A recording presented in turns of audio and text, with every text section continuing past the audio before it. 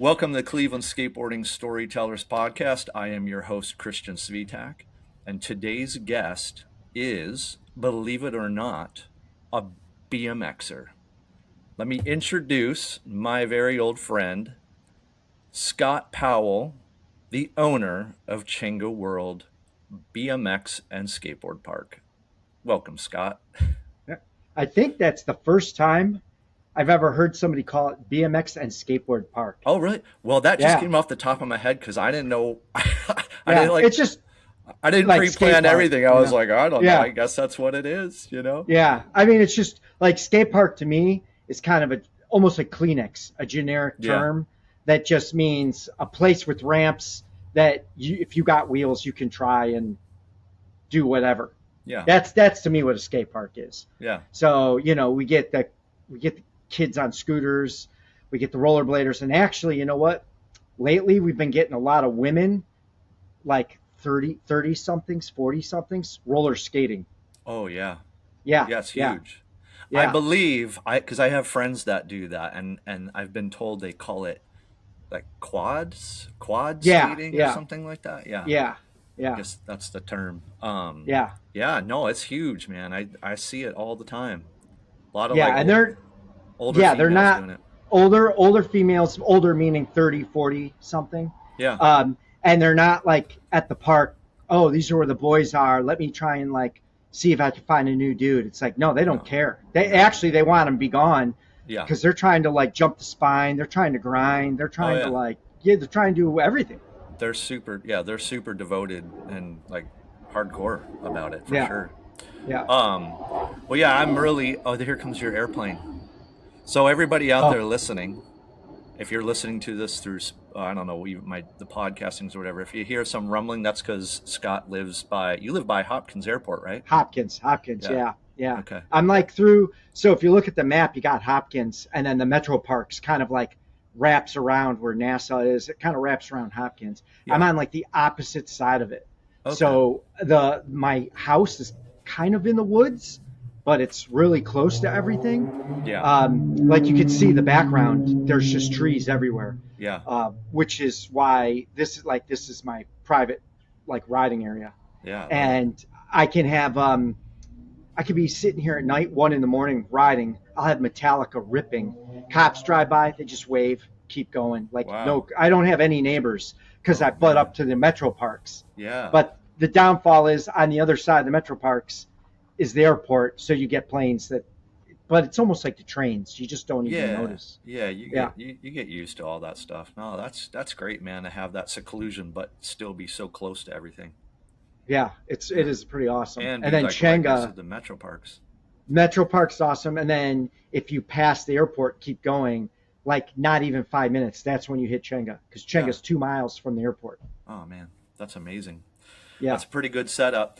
Well, I'm really excited to have you, man. We talked years ago. I did that story about you on the Cleveland Skateboarding Instagram, and it's funny because that was the first time you and I really talked in detail about the history of Chenga World, and I was blown away because I just didn't know that. We just knew each other because of Chenga World and Yeah. skateboarding and biking, and that's the world we grew up in back there. And, I remember thinking, oh my gosh, this story is so incredible. I'm not going to be able to fit all of this into an Instagram post. So I knew back then, I was like, whenever I can finally figure out how to do a podcast, I was like, I have to have Scott on here. I mean, Well, what you created has touched so many skateboarders. I mean globally, not even just in the Northeast Ohio area, but I mean so many teams have come through, you there's been know, a lot, to lot of to people. yeah, yeah. Let me so before we go any farther, I want to read what I wrote in that Okay. Instagram post because I think it'll help a lot of listeners out there kind of understand Give them some where context. yeah, give some context. So we got, older skaters out there that I'm sure have been skating since going to you since day one, and bikers. It's funny. I'm out here in Oceanside, California right now, and I ran into some BMXers at the park the other day, and I just asked them because they just kind of didn't look like they fit in Hmm. around here. I was like, "Where are you guys Yeah. from?" And actually, they are from here. And I was like, "Oh wow, that's crazy." And I said, "I was like, yeah, I'm from Cleveland, Ohio, and we had a big BMX scene back there." So I was just curious to ask, and immediately when I said that, they knew all about Chenga World and this and that. And we had a whole big conversation. They've taken trips from California to go back to Cleveland and bike and go to Chenga, and yeah, it's crazy, man. Like That's just pretty. That's pretty wild. That you're at your hometown. I guess yeah, new hometown, yeah, second hometown, second home, second yeah, hometown, and you just start shooting it with some random guys, and they yeah, totally know what you're talking about, oh yeah, like from back here. yeah, You no, know? and Yeah. that's not the first time that's happened. I mean, all the years that I've been a touring skateboarder uh, around the world, I've had people. They know, I'm pretty vocal about me being from Cleveland, and I've had lots of people come up to me and be like, "Yeah, Chenga World." I mean, all the time. It's a known Yeah. place.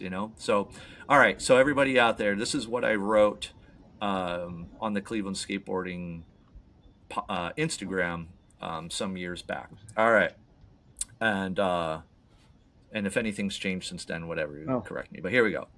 In 1995, three friends, Scott Powell, a BMXer, Junior, a skateboarder, and Dave Schaefer, a BMXer, envisioned making a park for everyone. Scott and Dave saved the money they earned from doing BMX shows at SeaWorld that summer. Yep. Joining their friend Junior, they would put all of their money together and rent an old building in North Ridgeville. They went they went to work building ramps. Before they were finished building and open for business, word had spread. Pre-internet and cell phone, the word still hit the streets fast. Skaters started showing up. I personally remember going there to skate and having to knock on the glass doors on a Friday or Saturday around midnight. Scott or Dave would peek at us through the door and we would hope they would give us the thumbs up. Fortunately, we never got turned away. We would skate till 2 to 3 in the morning. Skaters and bikers started showing up from all over. They were forced to open. Still uninsured and behind the landlord's back, they were scrambling to make everything legit. Insurance seemed impossible to get, so they found a loophole. They started their own Boy Scout troop because they found out that the Boy Scouts cover bicycling and skateboarding in their insurance. So, in those early days, technically, they were the heads of their scout troop, and all of us skaters were members of their Boy Scout troop. Yes. Yes. By the way, coincidentally, there's Dave. He Oh, showed up there's to Dave. ride. He showed up Awesome. to ride, so he's got a squeegee. We just had a thunderstorm, Yeah. so he's got a squeegee off so it Oh, dries. that's Whatever. amazing. Yeah, Awesome. yeah. He randomly just showed up. I think Oh, he was supposed to come like later, but whatever. that makes it even better. All right. Yeah. Okay. So the original location was known to skaters worldwide. Their famous rhythm section was something that was never done at an indoor park prior. Skaters and pro skateboard teams came from all over to skate the infamous ramps. Over the years, they have hosted countless professional skateboard demos. Some of the biggest names in skateboarding have ridden their ramps. After all these years later, they still offer fun for everyone at their current Brook Park location. And since 1995, I don't know if this has changed. This is what I had years back. You still only charge $10 for a session Sunday through Friday. You guys still do that? It unbelievably pretty close. Oh my gosh. It was Monday through Thursday was 10.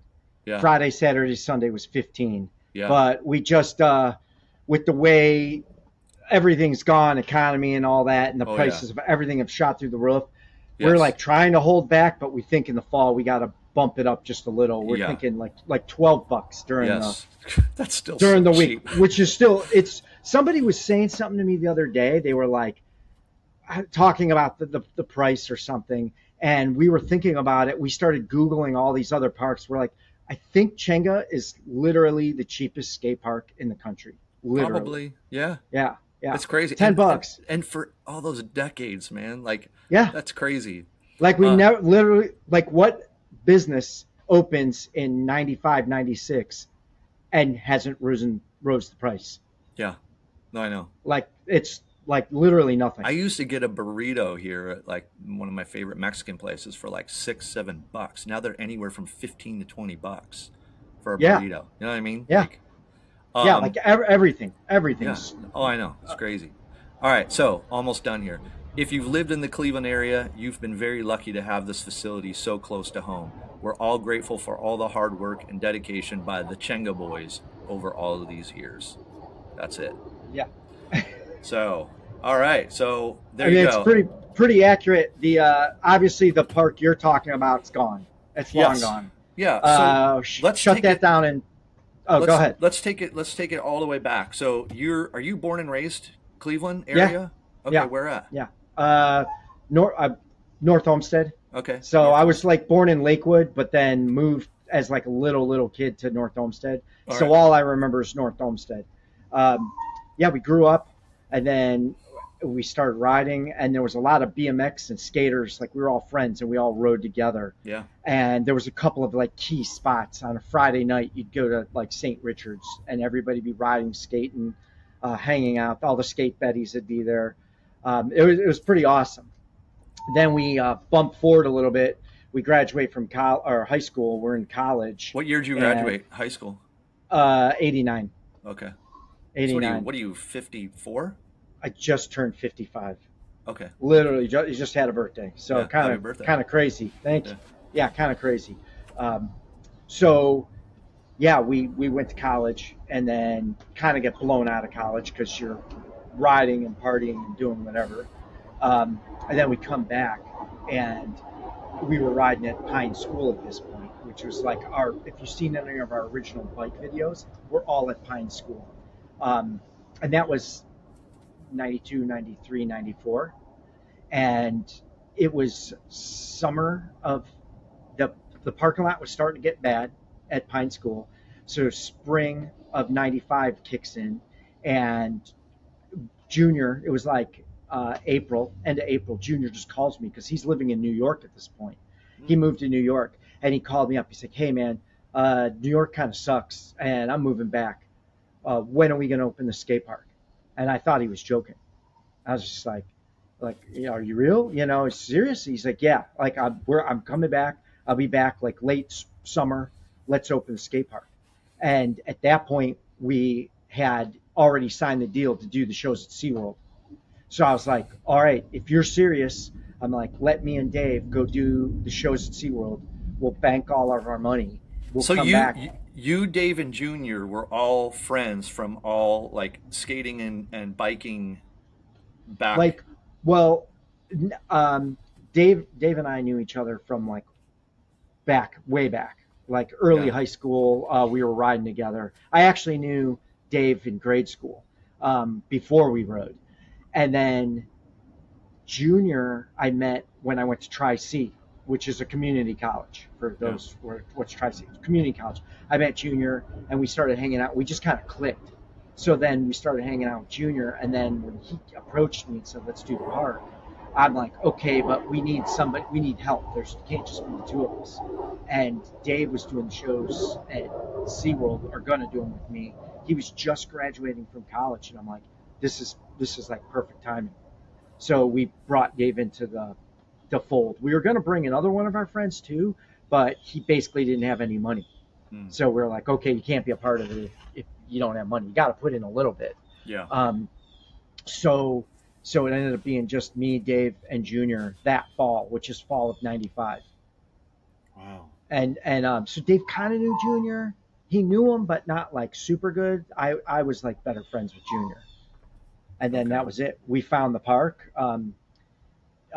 We found a tenant rep that found the park. He negotiated a deal. We got in there at the end of '95. It was like November when we walked in the door, and by the around Christmas we had the first ramp built. Wow. And that's when we just started going, and we were doing the insurance was a big hiccup, and we were doing the Boy Scouts, where the Boy Scouts, we call them action sports, I guess, BMX and skating. They backed it, so we used them. We started a troop, and then everybody that came to the park had to like sign on and become a troop member. to ride in the troops facility, which was Chenga World. That's It's amazing. kind of nuts, kind of That, nuts. Yeah, yeah, yeah. So, do you remember the address of the original location, the North Ridgeville one, I think it was 38835 Center Ridge Road. Center Ridge Road, right? It was So, definitely Center Ridge Road. I think it was 38835. yeah. So, for anybody out there that never got to skate the original Chenga World, if you were to go by there now, it's all demolished, right? It's It's gone. gone. It's It's gone. gone. Yeah. So It, I don't know what the address is now. It's because that address was one store in like two plazas that were connected. They were like catty corner, these yeah, buildings, yeah. and we were in the corner. That's all gone. The McDonald's is gone. The gyro place, the bank, all that stuff's gone. Wow. Yeah. And that goes into another story, but it's Rydell owns it now. Okay. Yeah, so Which it was in an old I just remember it was kind of in like our old rundown strip mall area, and it looked like was it at like an old grocery store? it was an old grocery store from like the 60s and 70s. Yeah. Yeah, So I and rundown's kind of nice. yeah, Like yeah. decrepit. Yeah. Decrepit is probably a better word Yeah, yeah. for the plaza. Yes. I remember skating back there. I think we called them Chenga chunks. When you'd be skating across the linoleum floor, there was always Oh, the chunks that would, you the guys would tile, always the sweep them. tile. The tile would like chip Yeah, up and catch your yeah. wheel and you'd go flying. Um, Which no doubt had to be made out of asbestos.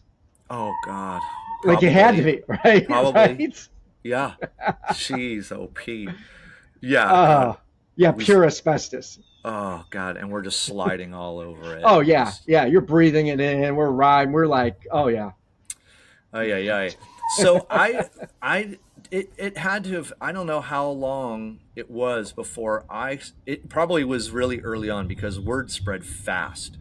And I want to say maybe it was Dave Slivers, maybe he had a Yep. connection to you guys and then told us about it. And then, We he showed up. He was from like Parma Heights. He just kind of showed up, and just kind of clicked and became friends with him. Like at first, of course, he was just like there skating, yeah, but then after a while, there's certain people you just kind of become friends with, yeah, and yeah, he was one of them. So that's very possible because he was around. He was around so much that we were. He was at Chenga too, the current location right now, recently, and he was explaining to some young kid that was there, and we pulled him up in the computer, and Dave wasn't even in the computer. So oh, that meant at that point he was like so down that yeah, he was just in. yeah, He was just in, you know. Yeah. So Dave became one of the like good friends, like yeah. kind of early on. Yeah, he's a solid guy. Well, I want to say it was probably him that started spreading the word around, but then I think we probably had to roll up with him, and it would be crazy because we would be skateboarding in downtown Cleveland at night. We'd be down there at like 11 o'clock at night, and they'd be like, "Hey, you want to go out to North Ridgeville to this?" Like, you guys weren't even open yet, and I love this because a lot of young people don't know this, but we just would drive all the way from downtown out to North Ridgeville at like midnight on a They Friday or got Saturday night.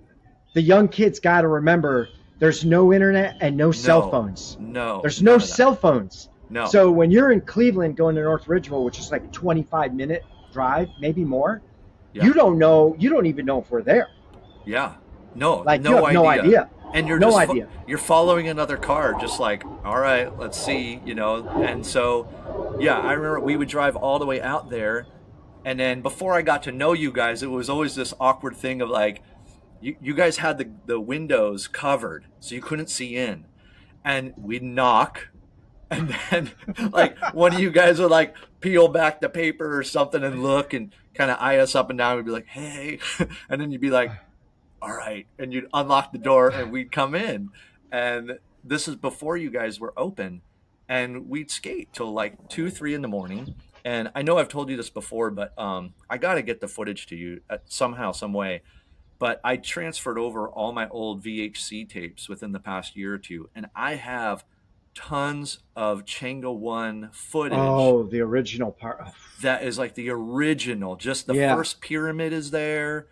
I mean, like I think before the rhythm section. way before the rhythm Yeah, section. I'm that's talking crazy. the very first Yeah, days. I have that's footage like the old pyramid before you guys put yeah, transition at the bottom. It was like boom, boom, you know. yeah, yeah, So yeah, yeah. It was straight, solid, pretty steep to the ground. yeah, Yeah, I almost want to say I wonder if some of my footage predates the spine ramp. it Was this? could. The pyramid, what you're talking, that was the box jump, and the Yeah. pyramid that you're talking about was like the other side, the landings. But Yes. for skaters, they would see it as a pyramid. Right. Yeah. But for the bike guys, were like, oh, this is a landing, which was Oh. thinking Okay. thinking about it was like horrible because it was so like harsh, Yeah. the landing. Yeah. Yeah. Um, but that was the first ramp we built. Okay. So I want to say some of my footage might predate the spine ramp because the spine Yeah, ramp's pretty old. Like that thing was one yeah, of the that was earlier things. pretty soon after the main box, which was the Yeah. pyramid. Yeah. But the pyramid was the first thing. Yeah. Yeah, Yeah. that's It's crazy. yeah. So I've got a lot of footage of back in those days. So Pre um, Nate. That's way pre Nate. pre Nate. Yeah. So for everybody out there listening, he's talking about Nate Wessel, which is so crazy because I remember Nate Wessel, BMXer, Mm-hmm. and he built, he ended up building a lot of your ramps, and then as my skateboard, like pro skateboard career took off, I always knew him as just like BMX guy at Chenga World. He would be building ramps, but then years later, I would be in some other state at some event, and all of a sudden there's Nate Wessel. Like he like grew his name and he went on to things, and I feel like the last thing I saw was him. He was like, then he was like working for like, was it Travis He's Pastrana? Travis. He's Is that a living. He's motocross guy? Travis is the easiest way for skateboarders to get it. Travis is easily like Tony Hawk of motocross. Okay, yeah. Because I You think know, I saw like I don't know anything about motocross, but I would see Nate over the years. I'm like, this is crazy. Like you're out here doing this event and whatever, and I'm doing this. It's so crazy. And we both remember each other from Chenga World. And then it was like years and years later, I'm watching TV, and all of a sudden something came on about a famous motocross guy at his home, and there's Nate like on yeah, TV. I'm like, whoa, this is amazing. Um, yeah. so He's Nate's. Nate, the easiest way to explain Nate, he's a BMX rider. He's snowboard. He's really good at snowboarding too. He oh can wow, skate too. yeah, Like he can legit skate. He oh doesn't wow, just push around. Like I mean, he can like legit skate. yeah, Um, he kind of does everything, but he became. He's like almost like he's like the Michael Jordan, but of ramp building.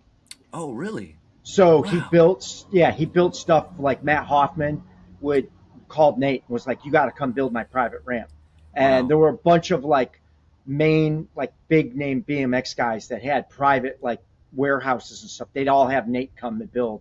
Um, he's built stuff for skaters. I know he became, it took him a while, but he became like the head foreman for Woodward. So like when I they remember did, seeing him at Woodward over yeah, the years. Yeah, when they would be doing a Woodward, like Woodward West, they were just like, okay, Nate, we got this lot 8 type building. Here's the dimensions. Here's the piles of wood. We're not even going to pretend to tell you what we want. We'll just come back when you're done. And they just let him build whatever. And he was the one that was like super innovative, just like inventing new ramps that yeah, like stuff that people had never ridden. yeah, A lot of the stuff in Travis's backyard that they used for like the second, third season of Nitro Circus. Like Travis Pastrana's backyard got really crazy after the first season of Nitro Circus. That's all Nate. wow, Yeah. that's so cool, man. That's so cool. So Yeah, it's yeah, cool it's cool to see how that panned out, man. Just thinking, like, I just remember I was just some no name Cleveland kid skating there, and Nate's just some dude we met because guys, they're he's building. building ramps, and then boom, like everything kind of it changed, and it's crazy. So okay, so early days, you were telling me before. So explain this in a little more detail so everyone understands. You guys have this dream, but you guys were kind of running this kind of secret from your landlord. right? And like you weren't insured and you're somehow doing it, but it was just so I I could crazy. I could say this pretty honestly, like um, nobody nobody, including Dave and I, could ever replicate and do what we did at Chenga. Like it'll never be done again. Like it was definitely a one-off, weird, right time, right place. The super ambitious guys, dumb enough that they don't know what they're getting into. Uh, all of it like fell in line. We even our tenant rep, the commercial real estate broker we found, we became friends with him, and over the years we'd go hang out with him and have dinners and talk with him. And this was like way after Chenga was successful. We would even be talking with him like, we don't know why you even like tried or even helped us. We're like, it doesn't make sense. It was like you literally got nothing from it except for this is a challenge to see if I can get these young guys a place. Because he, at the point, our tenant rep was the the best commercial real estate broker in Cleveland, like by hands down. He put Wow. together all the bars and the flats. He put together like countless deals. So he was like the man, and he basically got us in there. He got us in Chenga. I think he saw it as a challenge. Like, can I do this? Because the odds were so against us. He's like, can I will be the man if I can get these idiots into a place. And he did, and that's when it just started taking off. Um, Wow. yeah, yeah. So so we got in there, and then at that point, we were basically like setting up the ramps, getting stuff in line, and then we had the Boy Scout thing, and that was our insurance. And we started building the ramps, and people just started showing up. It was weird. It was like the very first ramp, the one that you were talking about, the pyramid. We got the pyramid built, and it was during a blizzard. It was just, I remember it was December 17th during a blizzard, and we're sitting there, we're about to finish, and all of a sudden there were these four dudes in the. That's why we started locking the door too, Mm. because these guys just showed up, and we were like, who the hell are these guys? And we're looking, and we're all like, nobody knew, none of our friends knew who they were, and we go over and we're like, yeah, can we help you? This was late, and they were like holding skateboard, or they didn't, maybe they weren't holding their skateboards, but they were like, yeah, we heard there was a skate park opening, and we were like, yeah, maybe, like, where are you from? And they were from Columbus, Oh, and it was a wow. white. They were from Columbus, and it was a Columbus, for everybody, is 2 hours, 2.5 hours away, Yeah. um, and it was a whiteout. And remember, there's no cell phones, there's no MapQuest, there's no, like, I don't even know how they knew, Yeah. or how is there a whiteout, and you're gonna go, okay, let's drive 2 hours because we heard there's this park opening. Yeah. Um, and we were like, yeah, we got another half hour. We built the ramp. We're like, go get your boards and come ride with us. So we did like just an impromptu session. We finished the ramp, and there was probably like 10 of us there. And then all of a sudden we all rode. We rode for like 3-4 hours. It was like 4 in the morning, and those dudes were leaving. They're like, oh man, that was awesome, thanks. And they pulled out some money to give us money, and we were like, look, we don't want your money. We're like, keep your money. We're like, go back to Columbus, and you tell them there's a park opening. Yeah. And they were psyched, and they just left. To this Wow. day, we don't even know who it was. No Wow. idea. But that's why we started locking the doors, and we put these vinyl, like, there were these vinyl, like kind of partitions, and we put them up over the windows so nobody could see in, so they wouldn't know. And then we started parking. If we didn't park inside, because there was a rollaway door, if we didn't start parking inside, we would park over by the bowling alley, which was across the way, probably about football field's length away, right? Yeah. Yeah. People would park over there, I remember walk. that. Yeah. Yes, We had to you'd park over by the bowling alley. park by the bowling alley, and then you'd walk over and try to like knock on the window, or you could call us if we were around in the office, because it was a landline. Yeah. Yeah. And if And somebody, I don't even know if we if would have a cell phone or what, you know what I mean? Back Well, then. we didn't have cell phones. I don't Yeah. think any of us had cell Yeah. phones. You'd have to call from your So house before you showed up. yeah, and you'd be like, okay, you'd knock on the window, and we'd look, and we'd make sure that it wasn't like the cops or whoever, and we'd let them in, and then they'd start riding. Um, The word got around, like you said. I don't know how, but the word would get around. And I remember it was like a Wednesday night or Tuesday night or something. I went out to get some Subway or something, and I came back fully kicking, full like throttle, 8 o'clock, like I don't know, 30, 40, 50 people. They're skating, riding, whatever. On barely any ramps too. That was the other Oh, thing. yeah. We There was literally no parks. When we did it, there was no other parks. The Right. closest park was Dodge, which Hmm. is in Columbus, which isn't even a park. Yeah. That's at Snake Run. Yeah. Yeah, that was the closest thing to like ride or skate. Yeah. And so we opened up the park, and so people were in there skating like parking blocks that Junior stole. And well, I don't know if he stole them, but he showed up with like parking blocks in his truck. You probably It, brought him in like right on his shoulder and just Dude, yeah, I walked him set in. him Yeah. down. Yeah, he was burly. Yeah. Set him down, and yeah, you're skating all of a sudden. And then we had a couple of things. We had like cones and like Yeah. whatever we could have out there. And one night, all of a sudden, I go get food. I come back, and there's nobody in the parking lot, right? But there's a white like Cadillac right against the door with its brights like in the window. And I'm like, what the hell? Um, so I go in, walk in, everybody's skating, riding, cruising around, and the so it's like a giant square. The park was like a giant square, and in the back of the square was the office, Hmm. and that's where we would run the park out of.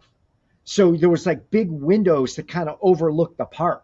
Yeah. And that's where like we were at, and I could see Dave in the window and somebody next to him, and the guy's just like pointing his finger, and just I was like, oh shit, this ain't good, this ain't good. And I walk up, and I go in there, and it's the landlord. His name was Mark. It's the landlord, and I was just like, oh crap. I'm like, hey Mark, how are you? He's like, hey Scott, what's going on?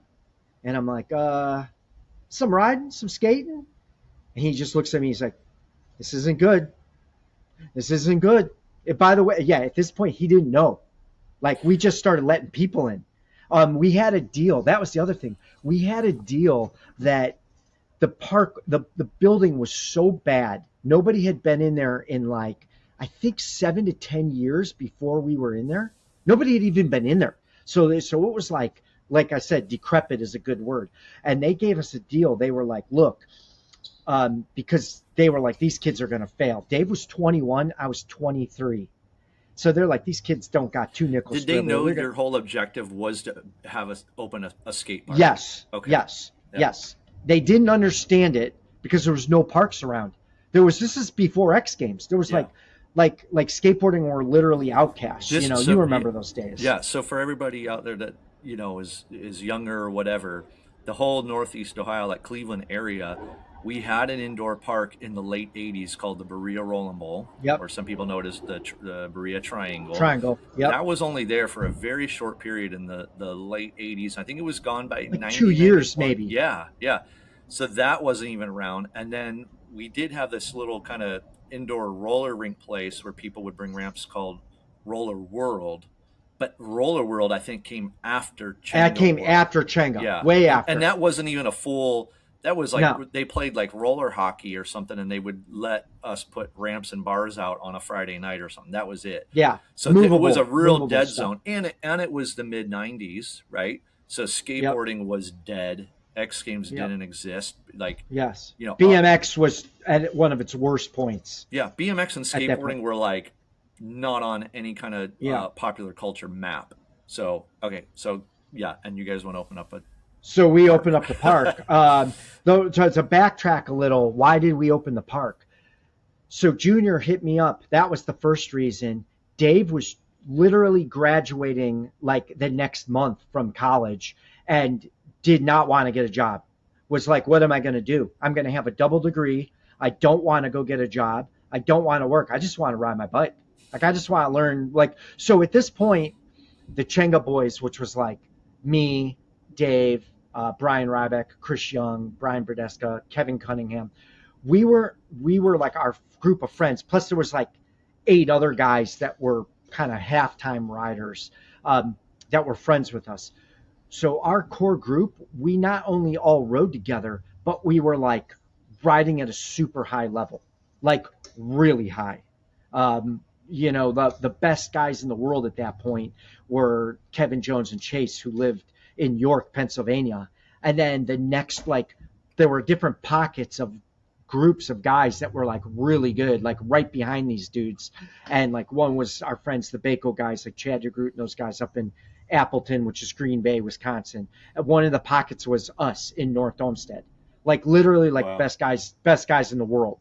Wow. So Dave is like 21, Brian's 21, me and Chris are 23, and we don't want to stop riding. So we're like, what are we going to do? At that point in time, all of the best flatlanders and some street riders would leave in the winter. They were all from the Midwest. Like all the best guys in the world were from the Midwest, all of them.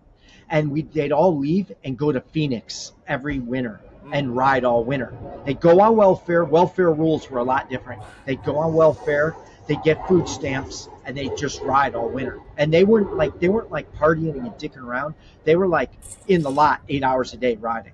Yeah. So that's when guys were really starting to get good. And we were at a crossroads. We're like, okay, we're either going to Phoenix with like Chad and Chase and Trevor and those dudes, or Junior just said, let's open a park. And we're like, well, we're going to spend our money on like traveling there, an apartment, whatever. Why don't we just try a park? And that's why we started the park. So we didn't like, it was basically just so, this will sound crazy. We started the park in 95. The goal was to make it 6 months. That's it. That's the goal. Wow. Can we get to next April or May when the weather breaks and we could go back to our parking lot and ride outside? We're like, Wow. the business only has to make it 6 months. That's it. That was our goal. Can we ride in the winter, and can the business make it the 6 months so we can keep riding? Then it can fail and we'll go back outside. And then, okay, what about next winter? Well, of course you're 20 and you don't give a shit and you don't think deep. So you're like, well, we'll worry about that next year. Wow. Yeah. Is So crazy. we opened the park with the intent for it to be open 6 months. Oh my gosh. Where did the word Chenga come from? You guys called yourself the Chenga Boys, but We were the Chenga Boys. Yeah. Where's Chenga come from? It was just kind of our group name. Like we would go to the Matt Hoffman used to put contests on before X Games. So we would go to these big contests. There would probably be like 4 or 5 a year. And remember, no internet, no cell phones. The only thing you had was a VHS tape or a magazine. Yeah. So to learn what was going on in the industry, I'm sure skating was the same way. Absolutely. You had to go to a jam or a contest to see Yeah. what was going on. Yeah. Or hope that the VHS tape that you got that was a copy of a copy of a copy that was so grainy that you could barely see what the hell was going on. You were hoping that was kind of semi-current, but it wasn't. Right. It was like 2 years old at the time. Yeah, I remember every time a skateboard video came out back then, it was like you would look at the date, like when you got it, and then you'd pick up on little clues, and you're like, oh my god, they were filming this like a year ago. Yeah. And we just got it now in Cleveland. And we're just like, oh Yeah. my gosh, we're never going to keep up with this. Yeah, those guys would have been filming it, and then they're editing it, or whoever's editing it and putting it out. And like by the time you end up getting it pirated from a friend, and it makes it to Cleveland, which isn't even that far out, Yeah. But you get it to Cleveland, yeah, it's a year. That dude's had those skaters, whoever it was, Yeah. Vallely or whoever, they've had a year and a half head start from when you're watching the newest stuff. No, they've been skating for another year and a half. Yeah. So they're way ahead. Now you're in Cleveland. Think about the dude that lived in like San Jose, Costa Rica. Yeah. Yeah. Like he's getting the video. It's like 3 years old or 4 years old or something. Like they're not, like they're so far behind. That's why I think that's part of why the concentration of like the, let's say, talent or the top tier dudes was always California for like 15 years or whatever it was. Forever. I mean, yeah, forever. Forever. Because then also too, we all start making progress, whether you're a skater or a BMX or whatever, you all start making progress. And then all of a sudden November comes You're and done. we're like, oh, great. You're Well, done. this is, Parking garage. yeah, like you're Parking duking it or out in a parking garage or someone's garage or a basement or, yeah, basement. Yep. yeah. Yep. And that Basement was, that's tiny, and the parents are pissed because the skateboards are loud or the bikes are loud. You got music playing, and yeah, that oh was yeah, always the complaint is when we were kids, it was always like, man, if we only lived in California, then we would be so much better. They're all out there, skating right now. It's January and we're just sitting here listening to hating life, records, hating life. can't Yes, do anything. watching videos, Yeah, watching looking at videos. magazines, and then Yeah, you're praying that it goes up to 40 degrees so that you can put 2 or 3 hoodies on to go outside for like an hour. yeah. So Chenga, so that was just a word you Oh, guys came out of someone's head or so what? yeah, back to that. So what happened was we'd be going to these contests, and we had our videos, and we had made stickers, and the stickers were horrible. They were those like paper stickers where Yeah, you put it on something and it just doesn't come off. yeah, We had Chenga stickers. We had silk screened our own Chenga shirts, yeah. and we'd go to contests and we'd be talking. We'd just be like randomly talking to people about, well, you wait, once like we're getting pretty good. Once the Chenga boys show up, you'll really see some riding then. Yeah. We're talking about this elusive Chenga boys once they show up, and we just talked about it so much that eventually all the people at the contest started just calling us the Chenga boys. But what's Chenga? So Like we were what? the Chenga. We were like, it really wasn't. It kind of really wasn't anything. Did somebody just blurt out the word Chenga?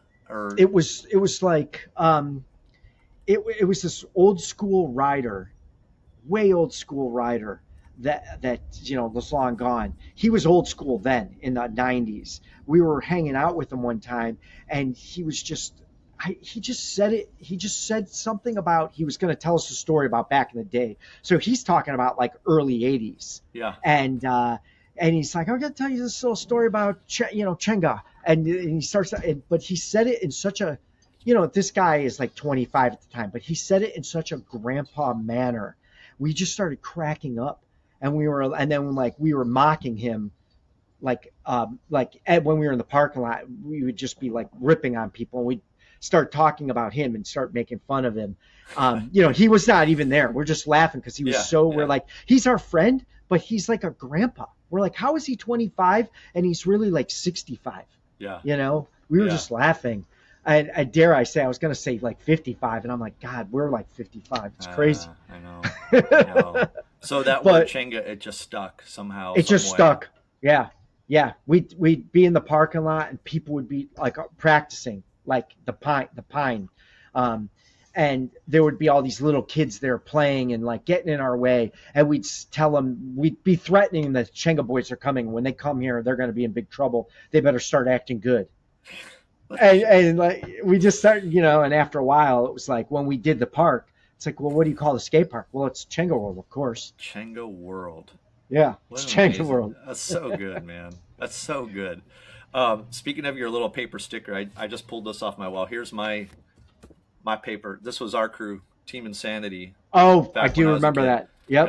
old paper sticker. I still have a whole stack of these. But It's yeah, you put that on something, it's like never coming off. never coming off, Never man. coming off. It's a nightmare. Yeah. A nightmare. Yeah, because it was pre-sticker. Like there were good stickers, but you would just get like the sticker paper and go make copies of Oh it. And yeah. they were like nightmares, but that's what stickers were back then. Yeah, totally. All right, so the landlord is chewing you guys out. Oh yeah, What yeah, happened? yeah. So where'd it This go isn't after good. that? Yeah, yeah. He's like, this isn't good. This is going back to the landlord story. I'm like, what's going on, Scott? I'm like, skating? I don't know, skating. He's like, this isn't good. This isn't good. And then he hands me a piece of paper, and it's a letter from the Boy Scouts of America, like the national chapter. And something happened in California. I don't know what, but somebody got hurt skating. And the national chapter just decided, hey, we're going to cut anything to do with skateboarding or BMX. We're cutting it all. We're not insuring any of them. So they sent them a letter because they were additionally insured, saying, because they knew we were in their building. And that's a normal requirement for commercial real estate, is the landlord gets additionally insured. So when something changes with the insurance policy, the landlord gets notified. So they sent him a letter saying, hey, these guys don't have insurance anymore as of like yesterday. So he came in and was like held in this piece of paper saying we don't have insurance. So there's like what I say, 30, 40, 50 guys in there skating, riding. I mean, it's just chaos, people everywhere. He doesn't even know we're open. He just shows up on, like I said, Tuesday or Wednesday night, 8 o'clock, and it's fully kicking. Oh, man. Oh, and the reason that's important was he let us in there. We had a fairy tale lease with them, but the lease, we didn't have to. Part of the fairy tale was we didn't have to start paying rent until we officially opened. So we were just open. We were letting it rip, and we were in there not even paying rent. Oh, that's why man. That's why I was saying. Yeah. Right, okay. Like we fixed the guy's building up, and we're open. We were working on we were like, so in our defense, it's kind of bad, but not as bad as it sounds, because we were working with the city, the building inspector, building department, and fire marshal to get everything up to code, but things were still far from code, and we didn't have everything built. So we were like in the process, but people were just showing up, like how you said, show up at midnight, knock on the windows. Oh, they're here. Yeah. Oh, cool. Okay, we'll let you in. Oh, and you get it because you explained like the things were in front of the windows, but if you were outside, you couldn't tell that there were even lights on. Right. So you literally wouldn't know. You'd be knocking on the windows, hoping somebody comes to look, because you literally couldn't tell if anybody was even there because there were no cars out in the parking lot. Yeah, we're all down at the bowling alley. You're over at the bowling alley. Yep. Yeah. Yep. And the bowling alley is fully kicking, fully operational bowling alley with a country bar right behind it. Yeah, so you didn't know if people were at the park or if the bowling alley was just doing good. Like you literally would have no idea. Yeah. But anyways, going back to the landlord, so he hands us the paper saying we don't have insurance, and he's like, "You got to shut this down." We're like, "All right, we'll do this. We'll get him out." He's like, he's like, "No, you're gonna shut it down right now, like now." And we're like, "Okay, we'll go do it." He's like, "No, go flip the lights off. Go flip the fucking lights off. Get them all off right now. Get everybody out." We were just like, "Oh," like he started saying that, like just like that. Probably a little bit meaner, and we were like, "Holy shit." So, and then I go and I'm starting to flip lights off. Junior walked in, and Junior's like, "What's going?" Junior was he was a masonry, so he was like working and showed up and was like, "What's going on?" And I'm like, "Dude, we had a session going. Mark showed up, and we lost our insurance, and we got to shut everything down like right now." So Junior actually had the foresight to run and grab a pen and paper, like a notepad and paper and pen, and he gathered everybody together. So I'm starting to flip lights off. It's just getting dark. This place was huge. It was it was like 35,000 square feet. So it was big and low ceilings. So it seemed really sprawled out. And Junior gets everybody together and he's like, "Look, man, we're not shutting down. We just lost our insurance. We didn't know this until like 5 minutes ago. We're not shutting down. We're gonna right the ship. We're gonna get this back, and everybody that's here, we're gonna like make this right." And he started writing everybody's names down, which was kind of smart thinking. Yeah. So we got everybody's names down. Park closes. That was like February. So we had been letting people in for like 2 months at that point, like full sessions.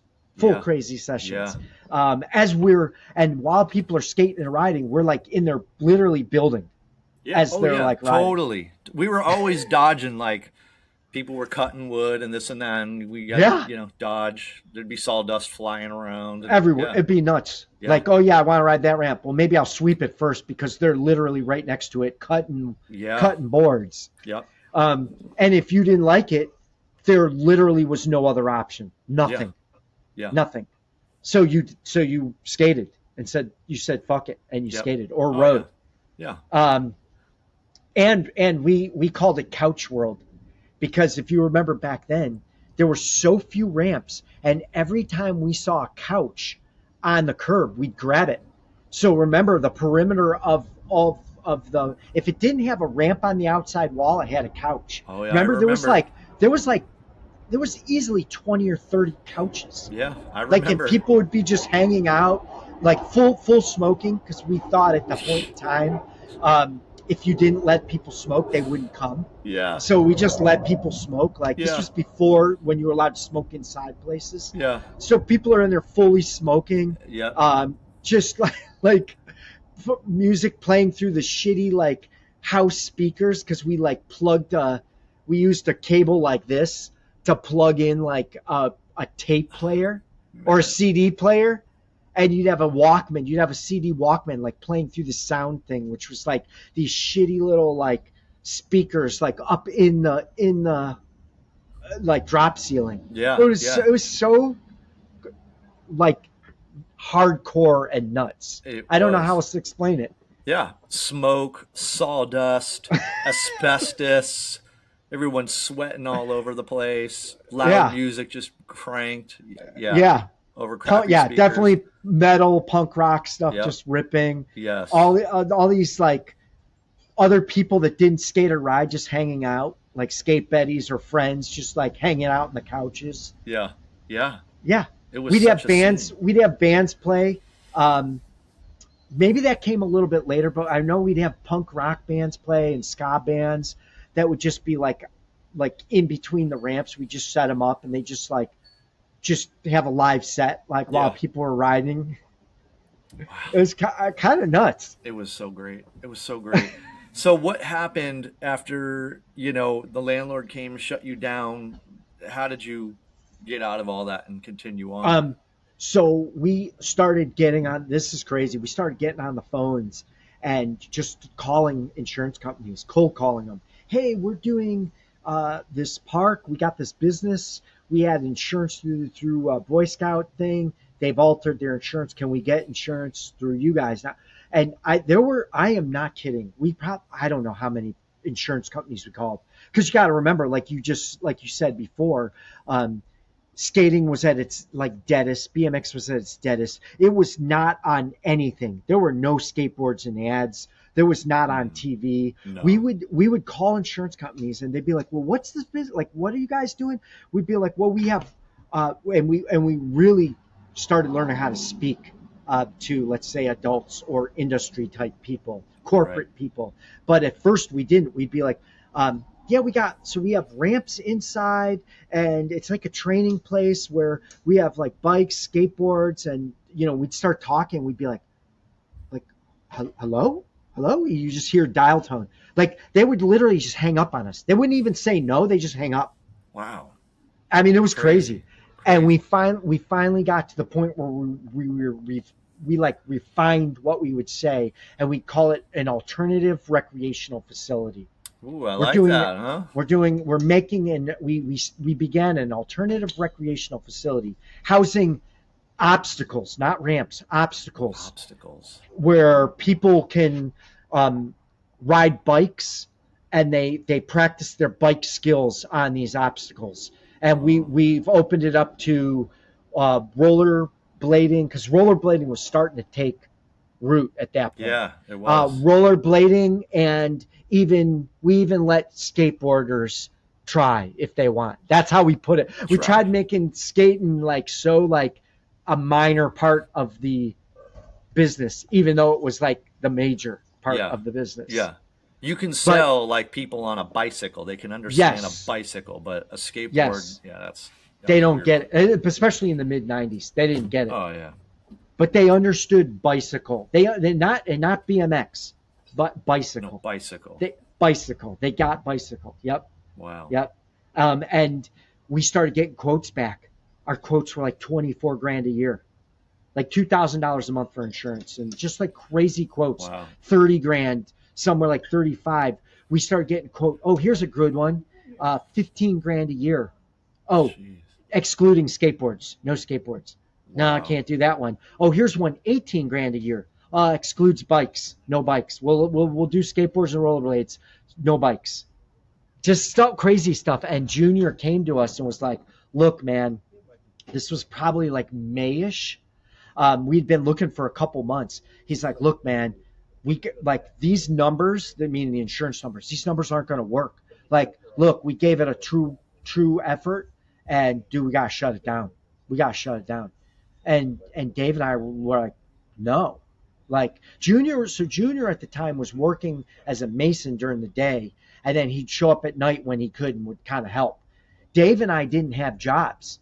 We just rode. Right. So we were pro BMX riders, you know. Yeah. And we would, if there wasn't a contest, we were just riding. So we would just go to Chenga and just be like building or trying to like do what we had to get things like technically open.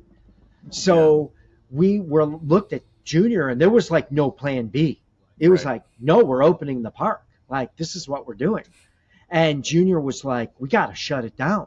And we're like, no, we gotta like open this. And Junior goes, look, we're each a third owner, and we gotta like talk about this. And my third says we gotta shut this down. It's just not gonna work. Doesn't make sense. And Dave and I looked at each other, and we were like, look, like, well, my third says we're staying open. And Dave's like, my third says we're staying open. We're like, well, our 2/3 are saying we're going with this. We're gonna try. And Junior was like, look, I get it. Like, I'm cool with it, but I want to bail out. And you guys got to give me money and buy my third out, or I'm going to sell it to this guy that we call Thumper Incorporated, Humper. And we were like, no way. So we negotiated with Junior, and we bought Junior out.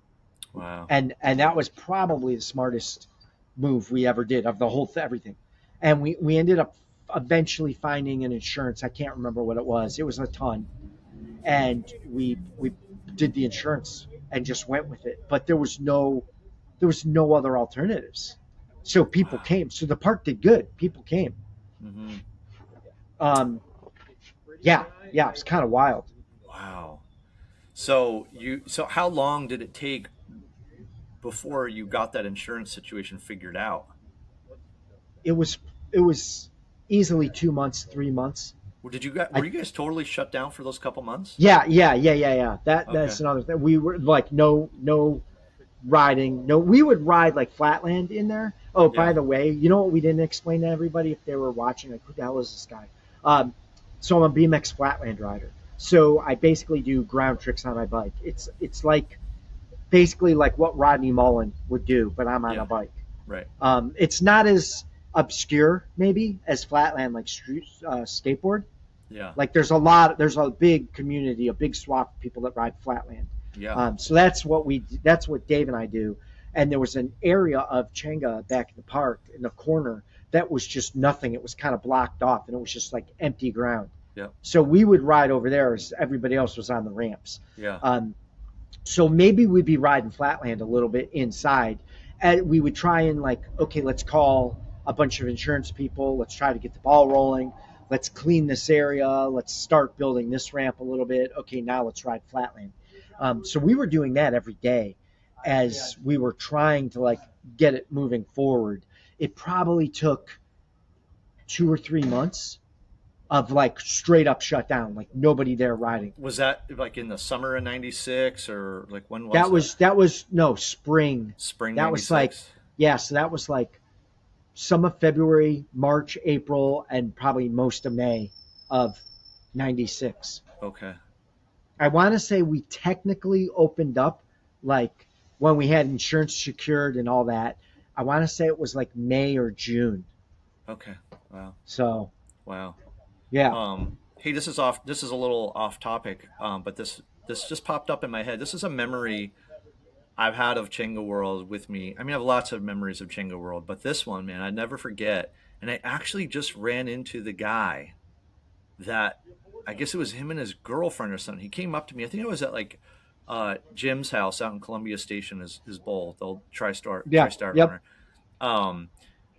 Was it New Year's Eve, like 95 into 96? We were all at Chenga World because back then we didn't care about New Year's Eve parties. We wanted to skate. And I remember you guys were open. We're all skating and everyone's biking and skating at Chenga World. And it was New Year's and someone came around with a big bucket of pudding and offered everybody a scoop of pudding. Do you remember that? I do. That was like one of our good friends. His name is Don Steiner. Um, he was one of the guys that was there, like helping clean the park. The Okay. Steiner brothers, Bob and Don, they rode, and Don was a little bit older, Bob was a little bit younger, but they rode in North Olmsted with us. So they were one of the like fringe core group of friends that rode. Yeah. And when we got the park and we started building it, he was actually into computers at the time, which was like really early on in computers. Yeah. But they would show up and they would help like clean. Yeah. So it's like, oh yeah, we got to rip this part of the ceiling out. And it's like, okay, so he'd be there doing all that. So would that have been New Year that year, or would that have been 96 going into 97? Do you remember that? I don't remember what year, but it was probably. Yeah. It was one of those 2 years. But yeah, it's funny. It was just within the past year. I think I was out at Jim's house for an event or something, and this guy comes up to me. He goes, "You remember getting pudding at Chenga World on New Year's Eve?" I was like, "Yeah." For whatever reason, I remember that. And he's like, "That was me." I was like, "Oh my god, wow, that is crazy." So." That was funny. Yeah. That was because we didn't like you said, nobody cared about the holidays. Yeah. We just wanted to ride or skate. Yeah. And I guess that was, we weren't drinking. Like, I guess some people probably were drinking there, but there was like it was like pudding from like, I don't know where he would even got it from. It would have been like from a restaurant, like what a it was like a bucket. It was like a bucket of giant, giant thing of it. Like, yes. Yeah. Another memory I have that I, no joke, am reminded of Chenga World, like literally almost every day of my life. And maybe you remember this. So in the beginning, for everyone that wasn't there in the beginning, they had a spine ramp. And next to the spine ramp was the shelving. Oh, I know what you're going to say. Store. Yeah. I know what you're going to say. The old grocery store. All the metal shelving was still there. Yes. And I went over the spine. I did a melon grab over the spine. I came down, looped out. I went face first into the metal shelving. And I remember going to you because I had all this blood like running down my face. And fortunately, it was just cut, right? Whatever. We cleaned it up and I kept skating. But to this day, there is a bump there's a little mark on it. That bump right there on my nose is from going face first into the shelving. Into the wall. And then after that, you guys, all of a sudden, it was like next time I went there, you guys had mattresses all down the wall. They for context for people, we had the mini ramp. It was a spine. It was like 5.5, 6 foot or something, and it went all the way up to the wall. But the wall was a partition wall where the ground was literally like not even like jagged metal, like totally unsafe, like shelving. But then the partition would go up, and it was it's not slapboard. What's the other stuff? Like with all the holes, pegboard. Yeah. It or like, yeah. Is that what it's called? Pegboard? No, it's like with all the when it's a wall with all the holes in it. Yeah. And you can like put the hooks in it. Yeah. That's what that was. And when you hit the wall, I remember you were bleeding and we cleaned it up. There was a perfect hole, like a hole press from you hitting the wall so hard that your face went in, and the hole that you would normally put a peg in, like a hook, like made a hole imprint in your nose. Yeah. Yeah. Yes. And it was bleeding, bleeding. Yeah. Then we went, and that's when we started garbage picking any mattress we saw on the curb. We'd grab it and we'd zip tie it. We'd zip tie them to the walls so that if you ran into them, you were running into mattresses instead of I've always been pretty proud of that. So everyone out there that you can thank me for putting my face into that wall for having all those mattresses there. If anyone's ever had to bounce off the mattresses. They got so dirty. So like nasty. If you hit the mattresses, they'd just be covered in dust. So gross. Like layers of dust where you could probably scrape them off with your hand. Yeah. Just like disgusting. I just remember when I did that, it was bleeding all over the place, and we cleaned it up, and I was like, man, did I break my nose? Like it felt like it, but I'm just like grabbing my nose. I'm like, no, I think it's good. And then I just kept skating. And then it's so funny, it all healed up, but it's like over all these years, it left a bump right Bump. there, right there. It's probably scar tissue inside or Yeah, like something. calcium deposit or something. Something. I don't know, but Yeah. it's Yeah, there, man. there was like it looked like somebody took a hole punch and like punched, and there was like an outline, Yeah, like a circular outline, like right in your nose. yeah. Oh How man, insane. so funny. Okay, so now you guys, now we're down to it's you and Dave, Yep. and Junior's out. It's you and Dave. You guys are back in action. Um, was it then that you guys? I mean, things were really like building momentum. I mean, it was always like getting packed out there. I know I've personally had many drives home from North Ridgeville to Garfield Heights at probably 2, 3 in the morning in whiteouts. Like it was crazy, man. We'd be in whiteouts on the freeway just because we wanted to skate, like just crazy. But then I feel like there was a really big turning point when that rhythm section got built. Did that Yeah. did that Yeah, come? So the everything's all squared out. You guys are going, so and we got going. The crazy part is that, so like I said, at that point Dave was 21 and I was 23. So you don't care. You got all the energy in the world and you just want to ride or skate. So we would be open like Saturday, we'd be open Friday and Saturday night, we'd be open till like midnight. And then we would yeah, do rentals. We're like, oh, somebody wants to have a private rental. We would rent the park from like midnight to 4 a.m. So we'd be out there till 4 a.m. like yeah, every weekend, yeah. every night. I think I And then remember that too. Like we'd already be skating, and like one of our buddies would be like, "Hey, man, I rented it out till 3 in the morning." And you're like, "All right," like, and you yeah, you just just stay. stay. Yeah, we were there all the time. We were just there. Our one friend, there was this machine. It was a HVAC system that was above the shop, or not the shop, the office. And remember, we were inside it, taking the HVAC system out because we were going to convert this space into like a loft to live. Which actually we did clear it out, but we never ended up converting it. It just kind of stayed like a raw space up there. Yeah.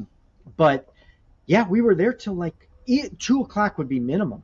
Oh, for It was sure. 3, 4, 5 in the morning every night. It Yeah. was kind of nuts. Yeah. And then the landlords were these businessmen, and not for somebody might get offended, but we were like, if there's somebody that was like, okay, this is what they mean by a stereotype businessman, they were that to the T. Like they literally were that.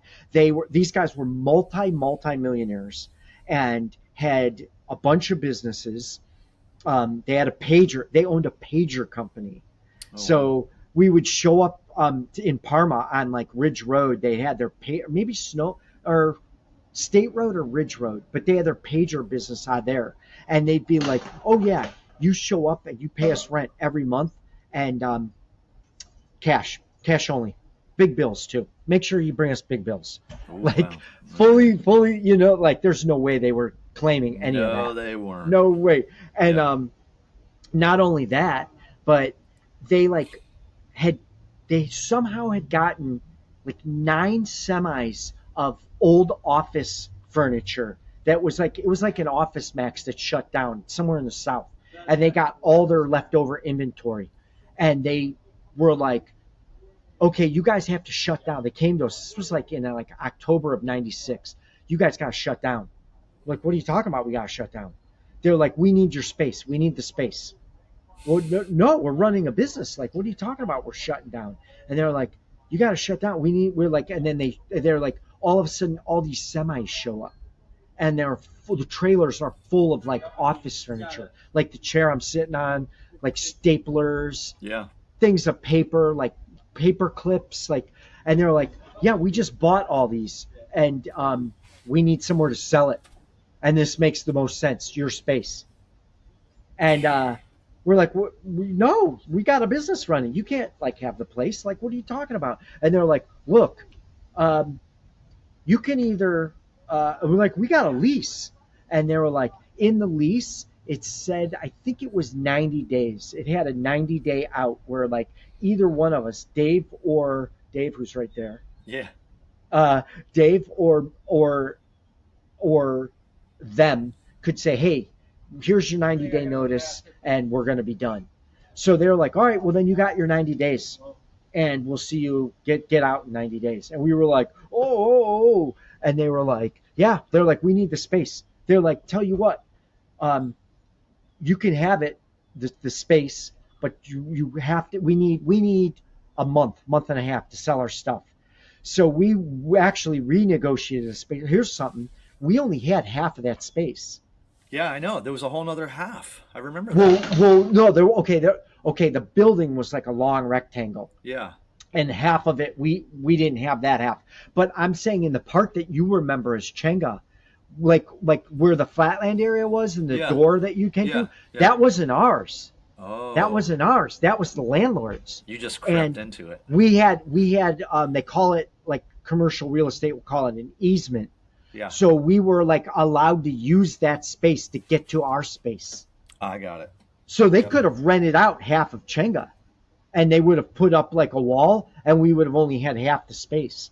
Well, we were like, okay, look, we'll give you the space to do your office furniture. But when we come back, we start a new lease and we get the whole space. And they were like, okay, fine. You can have the whole space. But then they changed our rent, and our rent was like nothing. They changed it from like literally nothing to like kind of nothing. So we shut down again.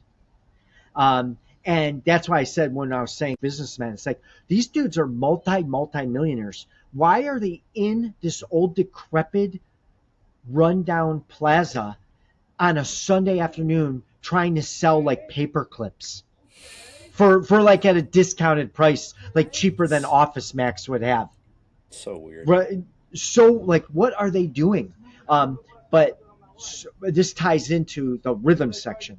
So we literally left the state. Dave and I did, and we came back, and it was like the end of November, and we were like, man, we gotta get their stuff out of here. And there was like office chairs literally like in between the ramps and tables set up with like, like I said, staplers, rolls of paper, and just like, you're like, what is all this crap? So I take it And, the park was shut down then. the park was Again. shut down.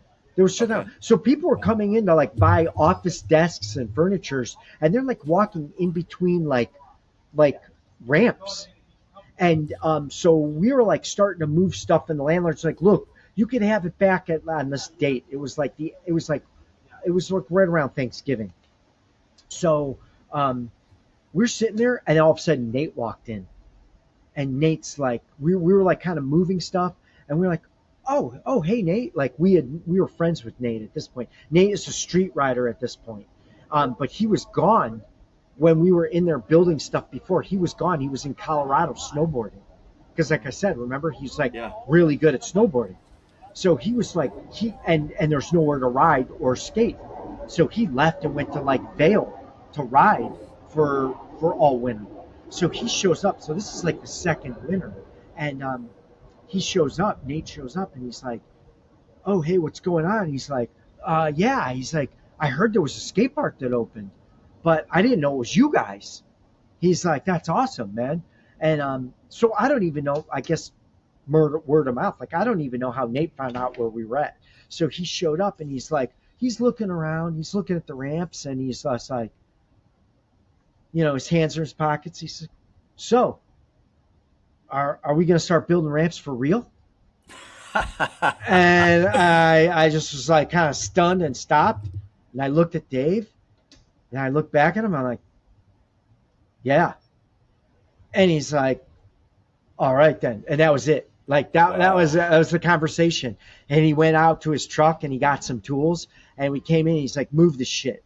And it was like the office chairs and stuff. So we started moving everything away. Like, so we basically just started moving the landlord stuff out of the way, even though they were trying to like still sell stuff.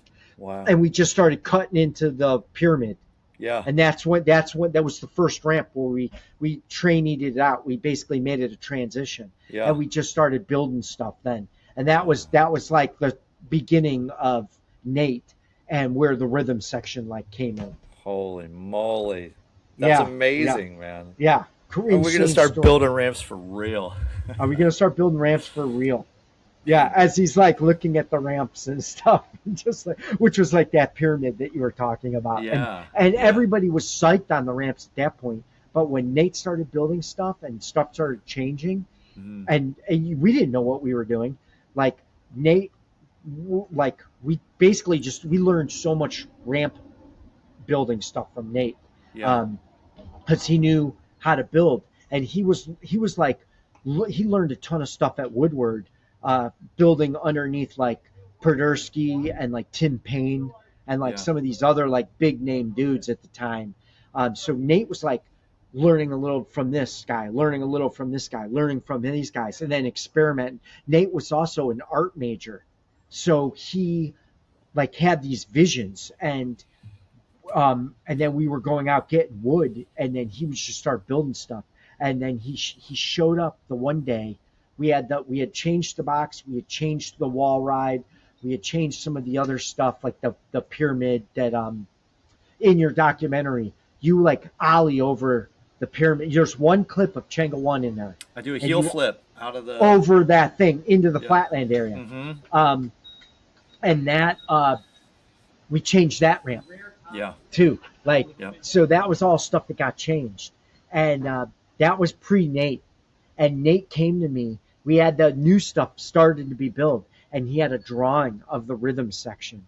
And I'm looking, it's in a notebook, and he opens up, and I'm looking at this thing, and it's like, it looks like a horseshoe kind of. And I'm looking at it, I look at Nate, I'm like, Nate, he's like, we need to, let's build this, let's build this. And I'm like, look at it, I'm like, confused. I'm like, Nate, I've never seen a ramp like this. Like, Mhm. I've never seen anything like this.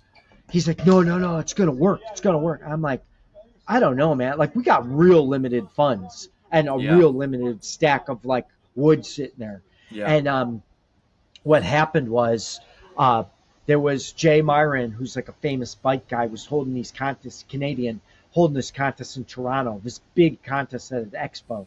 Um, so Dave and I left, and we went up to Toronto for this contest, and we were gone for the weekend, and we let like Nate and some of the other, we just left. Like, oh yeah, just run the park for us, and we were just writing people's names down and just kind of Yeah. get their money, and like we'll be back, and like so we just left, and we come back, and Nate had built the second jump, which was kind of the first jump of the rhythm, but the second jump in the rhythm section, Yeah. and and like had stuff laid out for like the step up. And we walk in, and it's like the frame is made, and you just got to sheet it. And we walk in.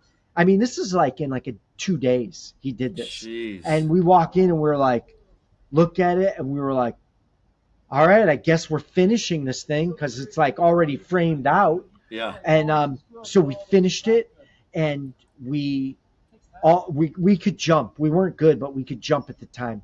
We all of us start jumping. We jumped the main box, which was that pyramid thing you were talking about, the main box, which was converted, and then the second jump, and you don't even have to pedal. You Yeah. land, and you have enough speed to clear the jump. Yeah. And it was like all of our eyes just bug out, like lights all came on, like holy shit, Yeah. holy shit. We're like, this works. We're like, this works. And you instantly knew we need to step up, like the ramp that kind of turned sideways. Yeah. Like you instantly knew, because when you landed on the second jump, you had all the speed, and you were literally like 30 feet going into a brick wall. Yeah. Yeah. And but it worked, and we Yeah. were like, holy crap, this works. And Yeah. we instantly were building the next ramp, and that's how the rhythm section started. Just nuts. Wow. Yeah. So So anybody out there that's young and never got to experience the rhythm section, what we're talking about is, Chenga World going from, your standard ramps of the time in the mid '90s, but you guys also, you always had really cool stuff there. that, wasn't at any, A or little really different. wasn't in the parks. But you guys had really cool stuff. But the rhythm section, nobody had ever seen anything like this before. I think like maybe even on a global scale. But it was Yeah, literally for like a sure. big kind of horseshoe like this, all made out of wood. The best way I can explain is if you can visualize like a motocross track of Wooden, all the wooden, bumps, wooden dirt jumps. wooden dirt jumps. There And you go. Wooden dirt jumps. so you could, for the first time ever, like try to, go, and they all kind of rolled like that. So you'd kind of like launch over a bump or two and into another one and immediately like, whew, whew. I mean, You'd have enough speed that you didn't have to push, or if you're on a bike, you didn't have to pedal, and right. you'd be able to clear the next jump Yeah. as long as you jump it. Yeah.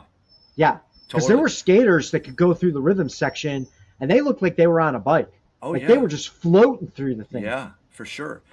That, I mean, I could be wrong, but I feel like the rhythm section was the thing that really changed things from my I don't know, like financially or whatever, but like really changed uh, the perception of Chenga World, because I think it was like after that was built.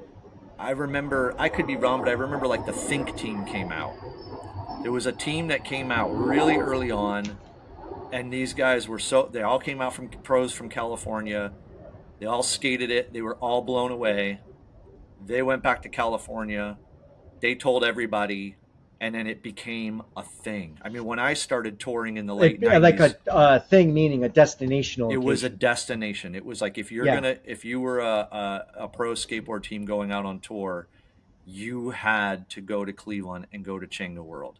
And when yeah, I started touring in the late 90s, it was the same thing. When my teammates found out, you're from Cleveland? Oh, we got to go to Chenga World. I mean, everybody knew about it, man. It was like, and then it started popping up in videos, right? So yeah, it would yeah, be in pro skateboard videos, and yeah. everybody was calling, "Where is this place? We got to go." Yeah, it 100% on the bike. I'm looking at things from like the bike perspective, Yeah, but once the rhythm section was in, and not just the first jumps, like the whole horseshoe, yeah, yeah, because the rhythm section was the main box. You'd hit the wall ride, you'd go up, you'd hit the wall ride, you'd come in, you'd do the main box. So you could just do one and done. But yeah, if you wanted to keep going, the second box would go up. So you do the second box, and then the third box was a step up, but it kind of 45-degree, yeah, yeah. Turned. and then you would turn, and then the next thing was the bowl to bowl. It was like two bowls, half bowls that were built into the wall. So it was a wall ride. It was a wall ride, but it was bowl to bowl. So you could jump it like a jump or wall ride the thing, Yeah, or just speed kind of go pump over it. And yeah, then after that was the hip, the big hip. You could blast that, and then from that you would go into the six pack, which is like three jumps in a row. yeah, And then after the jumps was a spine ramp, but you'd be coming at the spine ramp from the side, so it had a quarter going into it. So you'd come out of the wooden rhythm, you'd come out of the three jumps, you'd hit this quarter, and you'd be in the air, and you'd have to choose, am I going right or left? Because on the back side of it was a spine. And if you went the one way, you would go to the quarter, which was like a split quarter, or if you go the other way, it kind of looped back into the wall ride, which looped you around back into the rhythm. yeah, yeah, So you yeah, could essentially keep going as long as you didn't fall and you had the stamina. yeah, You could just keep going. yeah, Um, so once we finished the rhythm, like all the way around, all the ramps from the BMX side, it was like the floodgates opened, the lights came on. I mean, people started coming from everywhere yeah, because it was wooden dirt jumps. It was the first time somebody had built like wooden dirt jumps, and it worked. yeah, It was, and you didn't have to pedal. And dirt jumping at that point was really big. So people were like, man, it's the winter time and we're inside this building hitting this flowing thing. And then, they had never seen anything like it.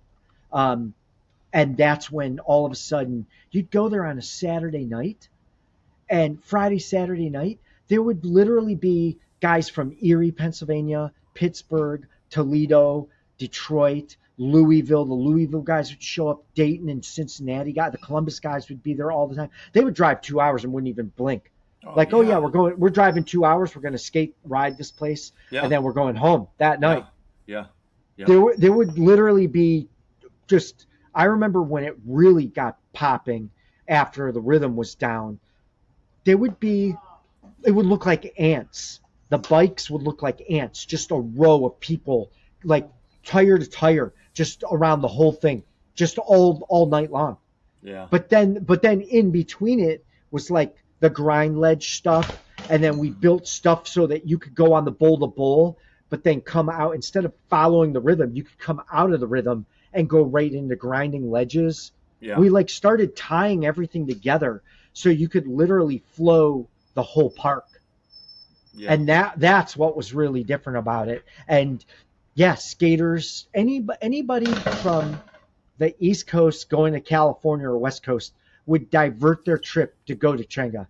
And then For anybody from the West Coast going to like New York or East Coast, if they were in the northern part, would divert their trip and hit Cleveland. Yeah. Yeah. For sure. Yeah. I remember. It's crazy for me because I was there from the very beginning before you guys, when we were knocking on the door, and then first U.S. tour I ever did was with Invisible Skateboards, and I think that was 19. I moved out to California in '98, and then we started a tour, and we did a demo at Chenga World. It was so crazy, like coming back. I'm like, this is Coming so back to your weird, man. Yeah, hometown, like yeah. home. And then over the years, yeah, and then it came through on tour with Black Label and Black um, Label's there. We had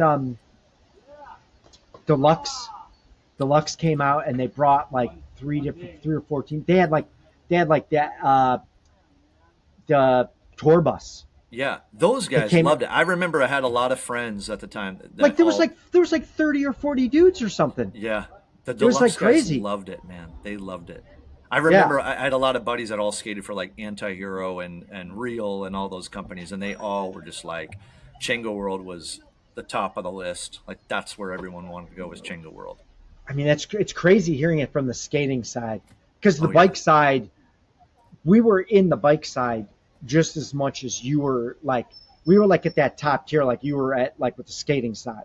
yeah, So from the bike side, we knew like all the who's who and all that. The skaters, we kind of like we'd know of them, but they'd come in and be psyched, and yeah, and since we grew up with skaters and riders, we yeah, were always welcome. Like, yeah, we're like yeah, let everybody ride, you yeah, know. yeah. I think Um, that's how it was. Like I feel like I'm a skateboarder of the '80s, and I just feel like if you came from that, at least that era, it was just it.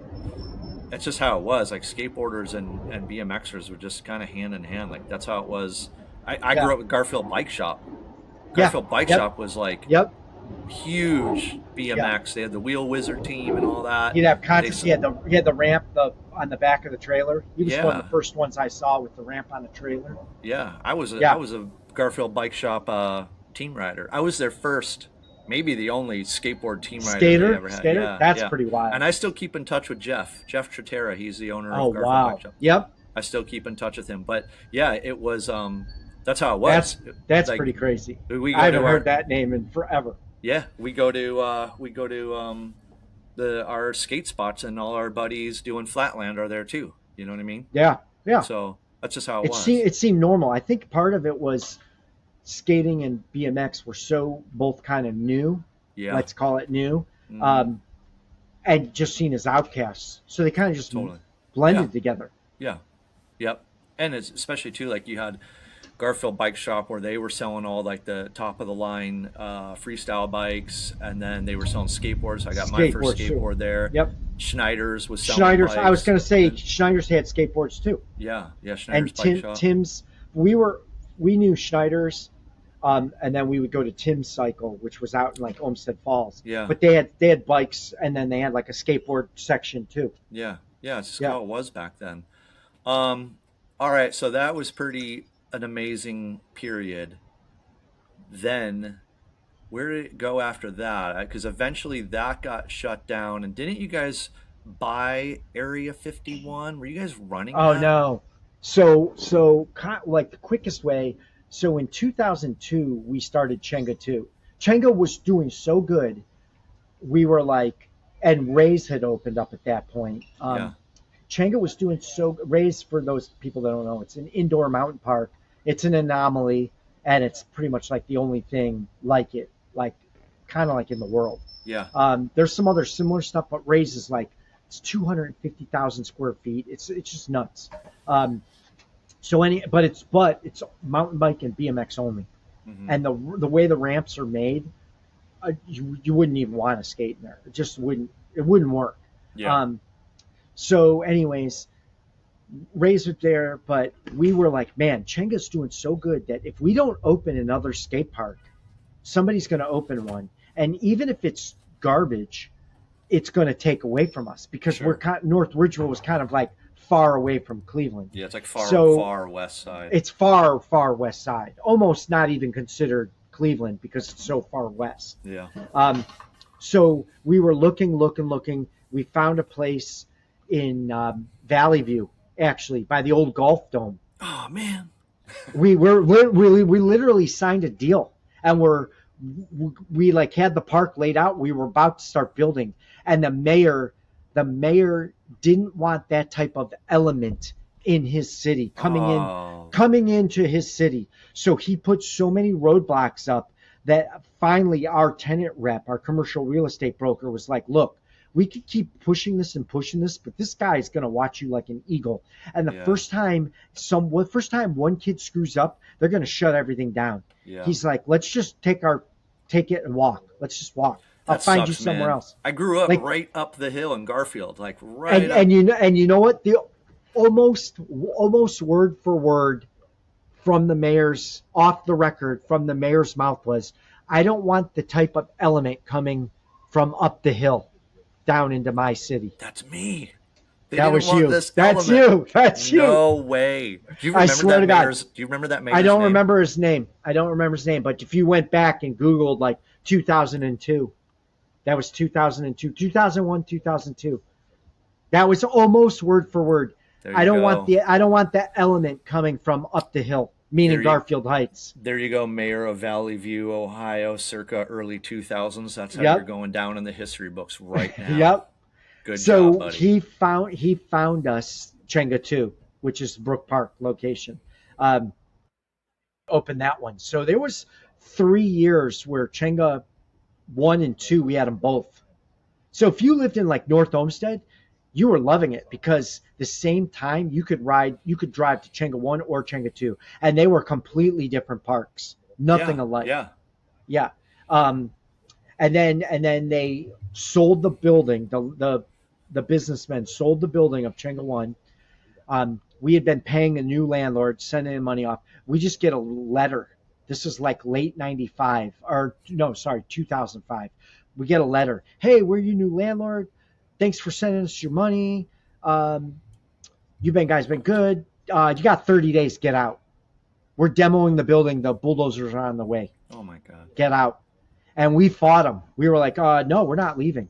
And we like, at that point, the lease had been modified a few times, and we had like, I think we had, somehow we dragged it out where we had like, I think it was 4 month period where they could kick us out. So they gave us the 4 months, which made it to the end of January of 2006.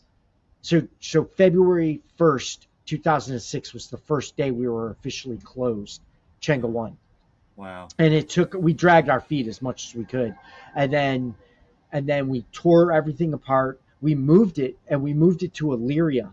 We're right down the road. We found a building that was way better, bigger, taller ceilings, way bigger. And we were going to open it up and basically replicate Chenga 1, but try to like make it even bigger and better, Yeah, right? right. And then that landlord, which was called DDR, which is a huge, kind of like a BlackRock company, was in a legal fight with the city of Elyria. And the city of Elyria was like, okay, not only fuck you DDR, we're going to screw over every one of your tenants. And we're throwing the book at all of them. And they're like, yeah, Chenga, here's the Ohio building code. Boom. They set a book down that's like, looks like War and Peace or something. And War and Peace for the kids is a book that's like so big you'll never get through reading it. Yeah. And they're like, here's the code, make sure it's up to code. And we were like, we couldn't do it. And there was a sprinkler. We were fighting with them, but there's a sprinkler issue, and it was going to cost us like 70, 80 grand to get the sprinkler system up to code. So we're like, dude, right there, you're gone. Yeah. So we ended up having to pay $5,000 to get out of the lease that we had just signed. Oh man. And our tenant rep is like, look, that's a light haircut. Consider yourself lucky. Give them the money and get out. And we were just like, you think you're a skate park owner? It's crazy. Yeah. So we got out of there, and Area 57, which was a competitor at this point, which was in Lorain, Ohio, which had shut down, opened and shut down. Yeah, they was weren't around vacant. long. No, they were vacant. And we went in and we were like, well, we know the building's empty, and we know it is zoned for what we are doing because it was a skate park. Yeah. So we went in and we signed a pretty good deal, and we got that building and the building next to it, the store next to it. So we blasted a hole through, put doors in. We made that our shop, and we knocked down walls, and we basically doubled the space of Area 57. And they were all prefabbed ramps. We donated those ramps to City of Amherst, or Vermilion or Amherst. We donated them, and then we moved the ramps and completely reconfigured the ramps for that space. And we called it Chenga 57, obviously. Oh yeah. Okay. So it was Chenga 3. It was like Chenga 57. Yeah. And we had that for like 5 years. So we get everything from the time Chenga 1 closed to the time we were ready to open the doors. It was about 2 years. So that was 2008. What happened in 2008? Housing crisis. Oh yeah. Yeah. Everything, the housing crisis, everything, the floor fell out on everything. Mm-hmm. Everything, commercial real estate got hammered. Yeah. And we had just opened the doors. The city of Lorain got hit like one of the worst.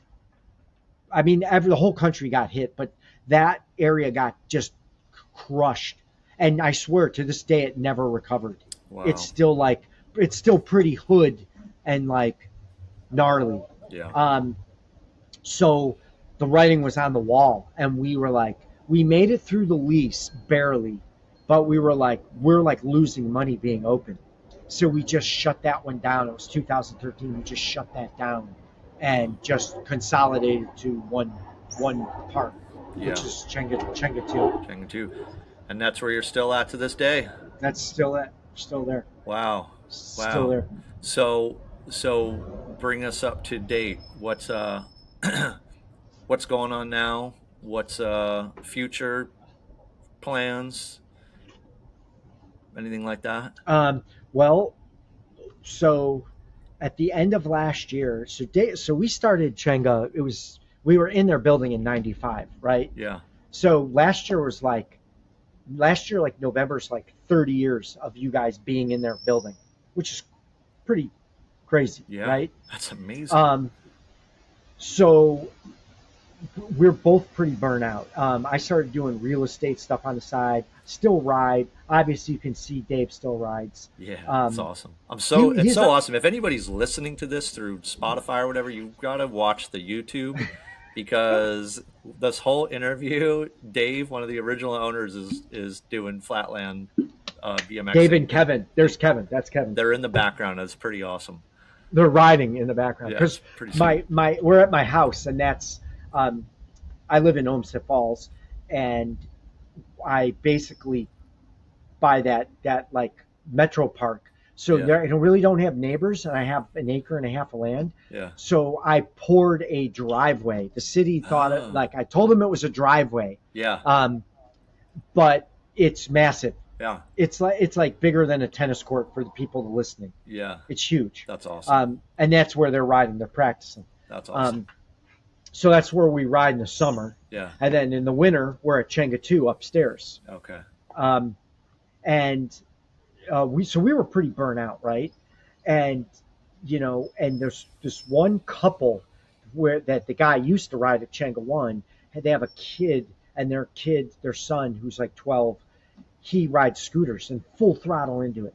Well, they had the idea, like, well, what? Maybe we'll buy this, and he can like grow up in owning a skate park and learn business, which just seems like a smart idea.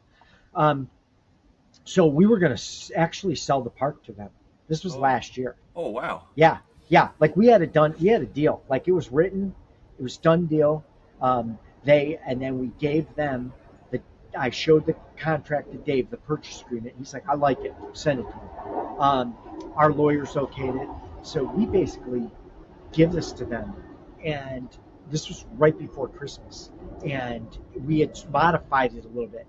The long story short, without going into too many details, the wife goes nuts. She loses it, but with what we had changed, or I changed in the agreement, which didn't really seem that crazy. I kind of explained what I was going to do, and she was all for it. I think when she saw it in writing, she just lost it, and she blew up. Like I woke up, and I'm like, I'm like looking at my phone to see what they said, because I sent it to them, and then I went back to bed. And then I woke up like 2 hours later, and I'm scrolling through, and the more I'm reading this text, like these texts, there was like 8 texts from her. The more I'm reading them, and the texts are like this long, the phone is just getting hotter and hotter and hotter, and I'm like, oh my god, like this, like she's livid. And I called Dave, and I'm like, look, we're not selling this to them. Like I'm not dealing with her. And and then she sends us this email, and she's making these crazy demands, and I'm like, this is nuts. Like this lady's off the rocker. I'm like, no. She's like, she needs to cool down. So I told her, like, I end up eventually sending her a text like, hey, I can tell we're not on the same page. The first one of the things I've learned in business is when people are hot, don't sign a contract. Don't sign anything. If somebody's hot, don't sign anything. Yeah. Let things cool down, And I'm like, we're gonna let it cool down. And they were going on a trip, family vacation, and that was already pre-planned. So we're like, look, go on your vacation. They're going to the Caribbean. Go to the Caribbean, sit on the beach, drink a Mai Tai, chill out, and we'll talk when you get back. Well, mid-trip, she sends us this like email, basically to the landlord too, saying, hey, the deal's off. The one owner changed some stuff and doesn't want to sell it. That being me, doesn't want to sell it, and the deal's off. Sorry that I wasted your time. So I'm like, well, I guess the deal's off then. And Dave was like, look, she's saying the deal's off. I guess the deal's off, and that's fine. We don't have to sell them. I'm cool with it, but I'm pretty damn burnt out. I want to be done. I want to retire. And he's like, you got to buy me out. So we talked a little bit. I tried getting him to stay on. He didn't want to stay on. He's like, no, I don't want to work on it anymore. I'm just done. I'm done, man. And so I was like, okay. So we worked out a deal, and I bought Dave out. And starting January of this year, it's been just me. Wow. So I don't know if you knew that either. So Dave and I are still friends. Yeah, I think you. Like, obviously he's here riding. Yeah. Yeah. So we're cool. Yeah. And he thinks it worked out for the better, because he's like, I know for sure you're not going to mess that room up, the flatland room upstairs where we practice. He's like, I know for sure that's always going to be. I mean, he still has keys to the park. Yeah. And the codes and that, know. Yeah. So yeah, it's just been me, and since January, I've totally been working, like kind of updating stuff, changing stuff. I'm like, if I'm going to give it a go by myself, I'm like, I'm going to try and really give it a go. Yeah. Other words, it's like sell it and just be done. Right. So I was like, all right, we're giving it a go. and we switched some ramps at the park, and we're mid transition of switching like a handful of things. I've updated the shop since TriStar shut down, which Yeah. Jim sold TriStar to the new people and it shut down. Yeah. Since they shut down, I I kind of like doubled down on the skate stuff. Yeah. Like started carrying cruisers, not longboards, but like Yeah. Yeah. Fun shaped boards. Yeah. decks. Yeah, started carrying those. Like rails. Started carrying all kinds of different like decks. Started carrying more decks, and the skaters seem to really be like gravitating. They're like psyched, like how Cool. much more stuff we have now. Yeah. Yeah. All pretty much internet prices, you know. Yeah. And yeah, it's wild. Every once in a while, somebody like stops and like talks. Like somebody stopped in their car and was talking to Dave and Kevin. They're I don't know what the hell they're doing. But anyways, yeah, the police will actually stop here too, and they'll talk to me and stuff. They're like totally cool with it. But They probably anyways, grew up like riding at your park. they might have. Yeah. They could have. You never know. They could have. Never know. But yeah, there was.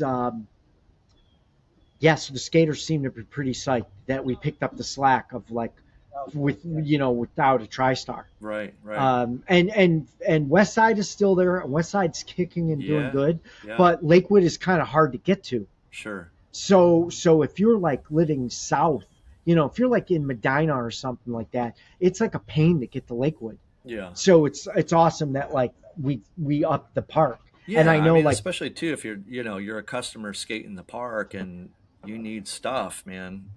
you crack your deck. It's right there.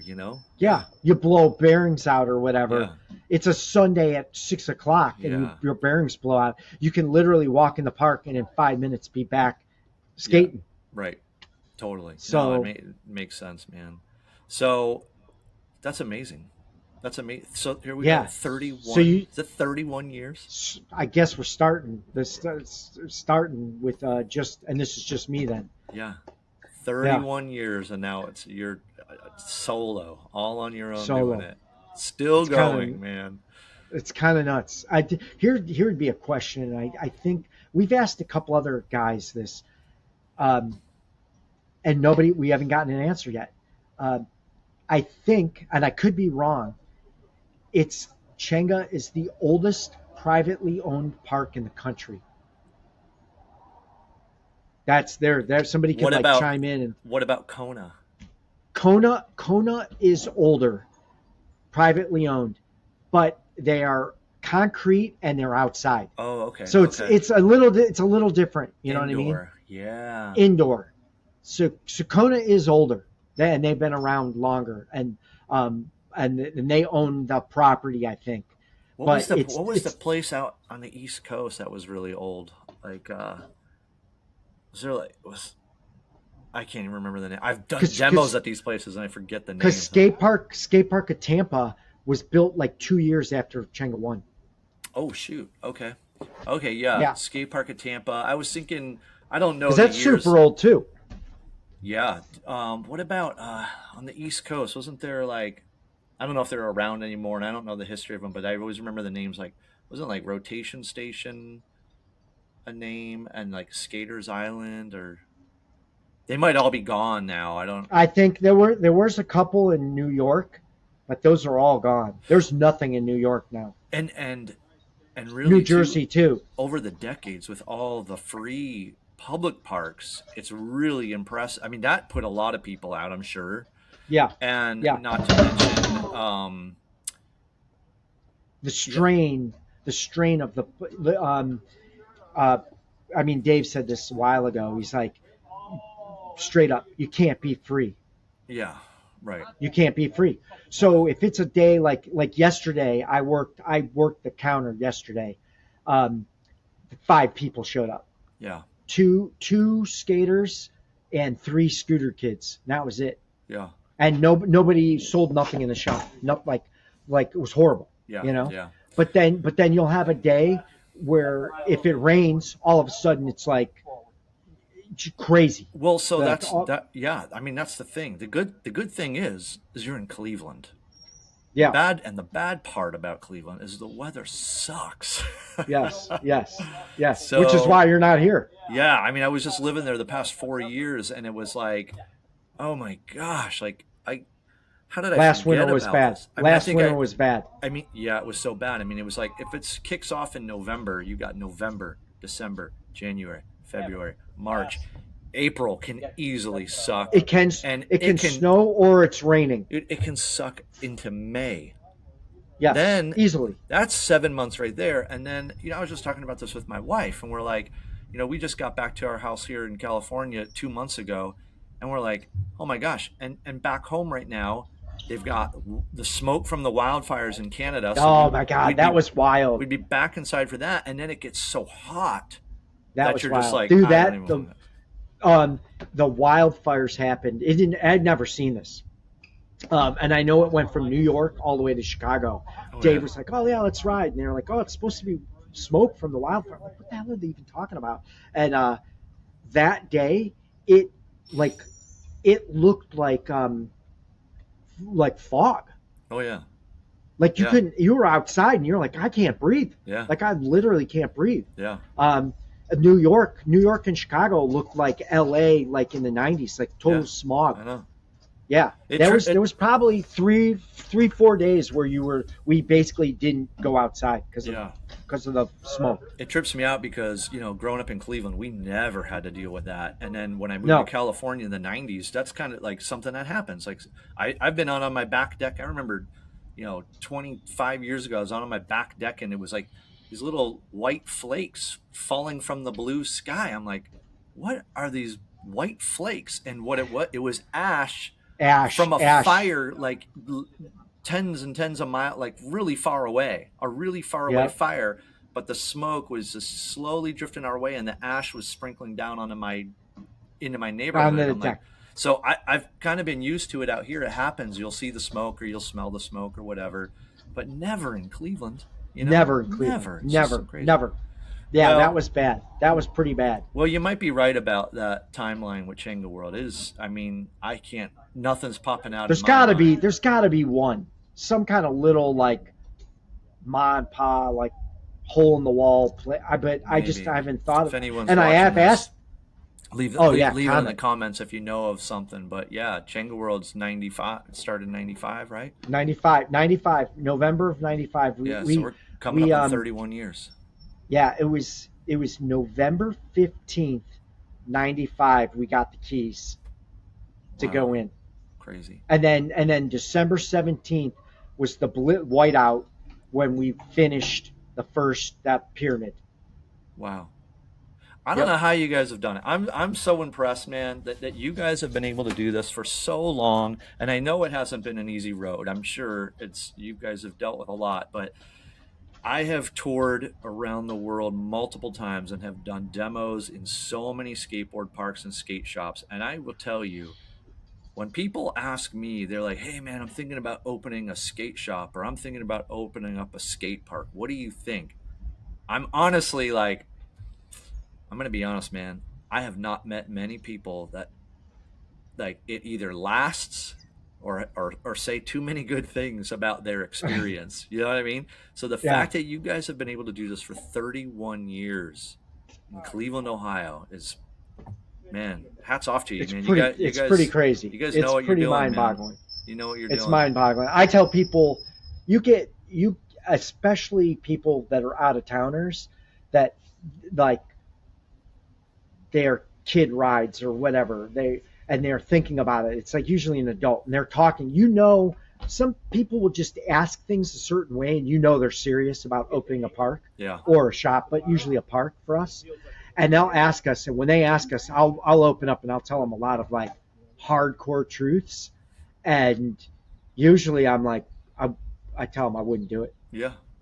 Yeah. I like, don't do it. Yeah. Like don't open the park. I've been offered to buy skate shops. I've been offered to buy skateboard parks that are already up and going, and I'm just like, no, thank you, man. I don't know. I mean, how many do you know personally? Like, if you were thinking, like, let's call TriStar one of them, or Roller World. Roller World's gone. Like, how many parks can you name that have come and gone. Yeah, I mean, shoot, if you want to roll. Dozens. Yeah, yeah. Remember Big Happy's? Remember that place? Yeah. That Well, popped up. wait a minute. Wait a minute. What is that? What is that right there? That quarter pipe right there? Oh yeah. What is that? Is that from Big Oh, Happy's? is that big unhappies? Is it Yeah. really? No way. Yep. Wow. Yep. No way. He's freaking. I got his quarter pipe right there. Wow. Wow. Yep. Yeah. I remember that place. Oh yeah. Yeah. Yeah. No, it's there's been so many that have come and gone, man. They side note, not to get sidetracked, when that park went under, Big Happy's for everybody was a indoor skate park shop on the east side of Cleveland, kind of where Christian used to live. Yeah, like kind of Warrensville. ish. Warrensville. Yeah. Right where 480 and 271 split. It was right there in the middle. Anyways, that shut down, and the owner of the building had locked the guy out because the guy was so far behind rent. Oh, He man. just came and just changed all the locks. So that guy was friends with our commercial real estate rep and he the was landlord of the Big Happies. Okay, yeah. And he called him and he talked to this guy. His name was Paul. And he's like, Paul, I got this building and there's all these ramps in there. And like, would you know anybody that would like want these or like? And he's like, you know what? I actually might know the people. And he called me and he was like, hey, Scott, did you ever hear of this place called Big Happy or something like that? And I just started laughing. I'm like, yeah. And he's like, yeah, well, the landlord, I know the landlord. And he basically wanted to know if we wanted to like open the park. So we went there and we actually met with him and we're inside the building with the landlord and our tenant rep and looked at everything and looked all through the building. And he wrote a lease for us. And we were going to open up Chenga East. Oh, wow. We were going to take that over and just turn it into a Chenga. Yeah. And the rent was too high. Oh, yeah. And we're like, it's not going to work. Rent's Yeah. too high. Yeah. And he's like, well, no, this is a great deal. This is like, this is like only this much per square foot. And we're like, look, it could be the best deal in the world. I don't care what this is. I'm like, I'm looking at these numbers and I know what the park does. And I know that if we do this in 6 months, you're going to be changing the locks again. Yeah. I just know it. Yeah. I'm like, we can't do it. And then he was like, and we're being straightforward. We're like, it'd be awesome. We're like, we could do it for this. And he's like, I can't do it. We told him a number and he was like, he couldn't do it. And we're like, we can't do it then. And he was like, well, look. And then he made a deal with us to get the ramps out. Like he gave us the keys to it and we went in and we took Big Happy's apart. Oh, wow. So like, yeah, there's part of Big Happy's right No there. way. Wow. That's And, cool. and when you're at Chenga 2 and there's a part in the little room, there's piles of 2x6 sitting there. That's all Big Happy's taken apart. Oh, wow. Crazy. The new ramps that I just built some new stuff, a new wall ride, kind of like Chenga 1 wall ride, vert wall, and some other stuff. That was the like birch was all Big Happy's. Oh, wow. Yeah. Wow. Crazy. Yeah. Skate parks, not a good business. It's not a good business. No, but you've It's done bad. it, man. You guys pulled it, man. Yeah. That's crazy. I think this is the key. Here's the key. Remember when I said we did it thinking we were going to open for 6 months. Yeah. Well, the key was we weren't doing it to make money. We were doing it so we had a place to ride. Yeah. That was it. And I remember the first full year. So 2006, if you go so this is kind of like information you probably shouldn't give out, but if you pulled up my W-2 from 2006, or no, not 2006, 1996. So if you looked at my W-2, 1996, I think it was $2,400 or $2,600. It's $2,400 or $2,600. That's for the year. Oh, man. That's what we got. That's what we got from Chenga. Wow. And not only, and Dave and I were stoked. Oh, yeah. We thought we were rolling in it, like we were rich. Wow. That's Like amazing. not even $3,000. And we were like, so because we were like, yeah, we got a place to ride. Yeah. We're in control of it. Yeah. And we got $3,000, dude. Yeah. Dude, can you believe? And we got $3,000, Yeah. and that was You it. created a whole scene, you know what I mean? Like, Yeah, yeah. it's crazy. But Crazy. somebody opening a park now, or a kid with big dreams, it's like, dude, $3,000? Are you joking Oh me? yeah. Right. You could work. You could work part time for part of the year at Taco Bell or McDonald's and make more money, Yeah. But and not have any liability. yeah. Ain't gonna be nearly as fun though. No, And you're not gonna no, be talking about it in an no. interview 31 years later. 30 years later. Yeah, yeah. It's insane. It's Wow. insane. That is awesome. Well, shoot, man. I think that was pretty great, man. I think everyone is going to be really psyched to listen to this story.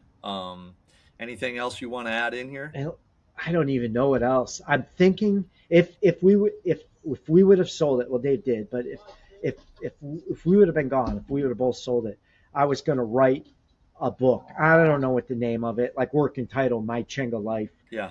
But who knows? It was, and I figured it'd be like an ebook.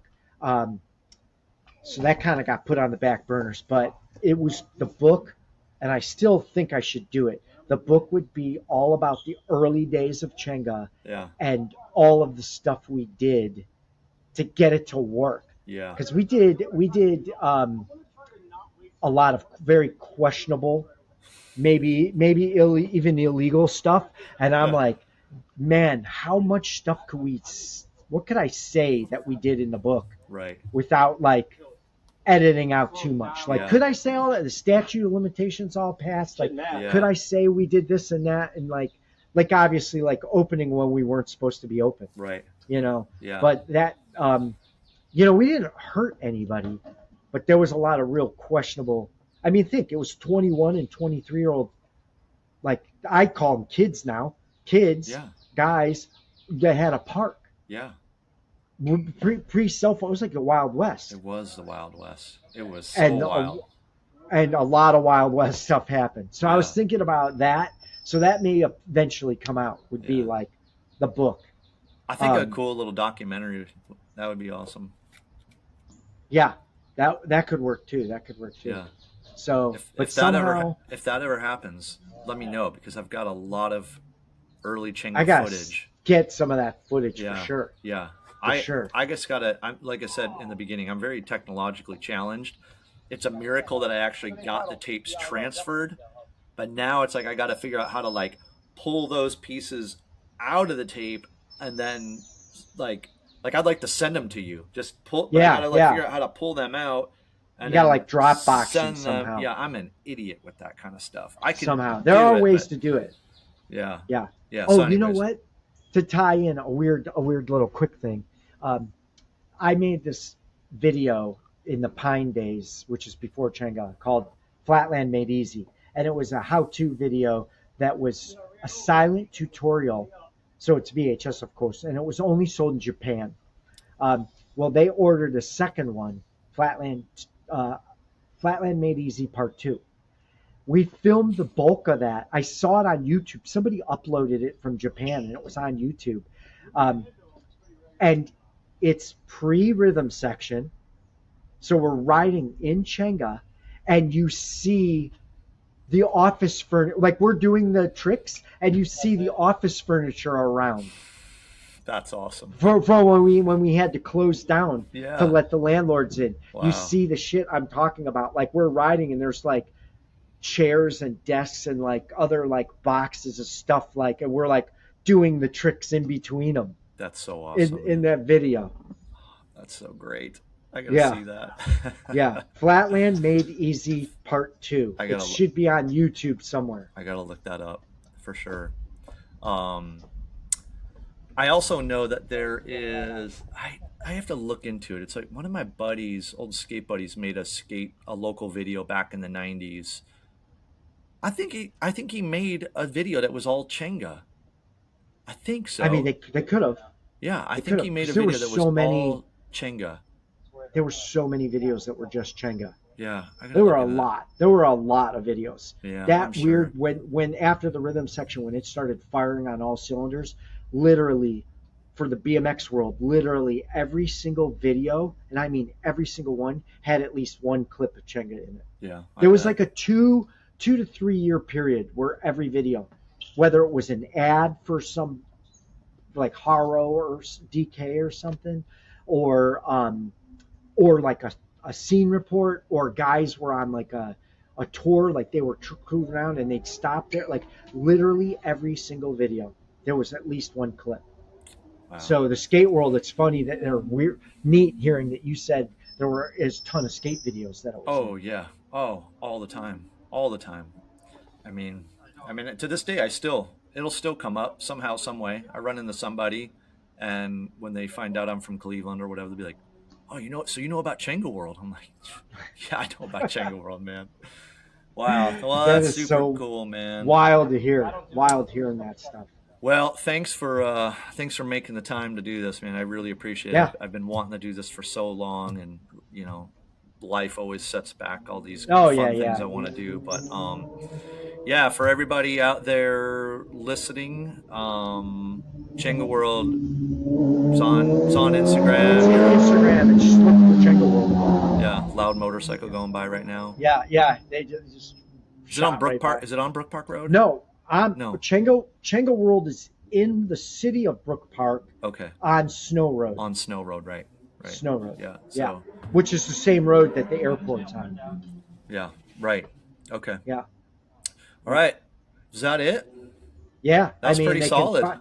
they find us on their Chenga World is on Facebook and Instagram. We update stuff all the time. Or if they want to see my riding, if they're like, well, what does this guy even do? That like, you could go. The My Instagram is BJ Chenga, which is like Billy John Chenga, and that's actually what it is. It's not the other an acronym. Yeah. It was like an inside joke. So BJ Chenga, and you see my riding. Cool. And when I'm in the cartoon, if you look at it, and there's an area like a room that almost looks cartoony, like there's weird stuff on the walls, a lot of mushrooms and stuff. That's upstairs at Chenga. Oh, okay. All right. Yeah, Yeah. that's the spot at Chenga. Cool. That's awesome. Good to know. All right. Well, everybody out there, you heard it from the man. Go check out Chenga World if you haven't been there. Show some support. Ride it. It's been doing it for a very long time. On my end, check out Cleveland Skateboarding Instagram. I don't post too much, but usually these videos I try to promote them on there.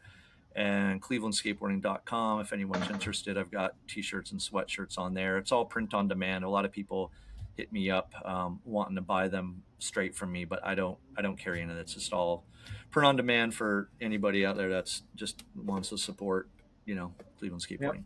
But Well, I was gonna say I'm happy. Just give you a thanks just for having a BMX rider on your skate show. yeah, absolutely, man. I was like, oh dang, dude, we're gonna have the first like non-skater like on it. But I mean, dude, you're a massive part of Cleveland skateboarding's history. I mean, for decades, for multiple generations, skateboarders So in the Northeast Ohio know yeah, we've Chenga given him a World.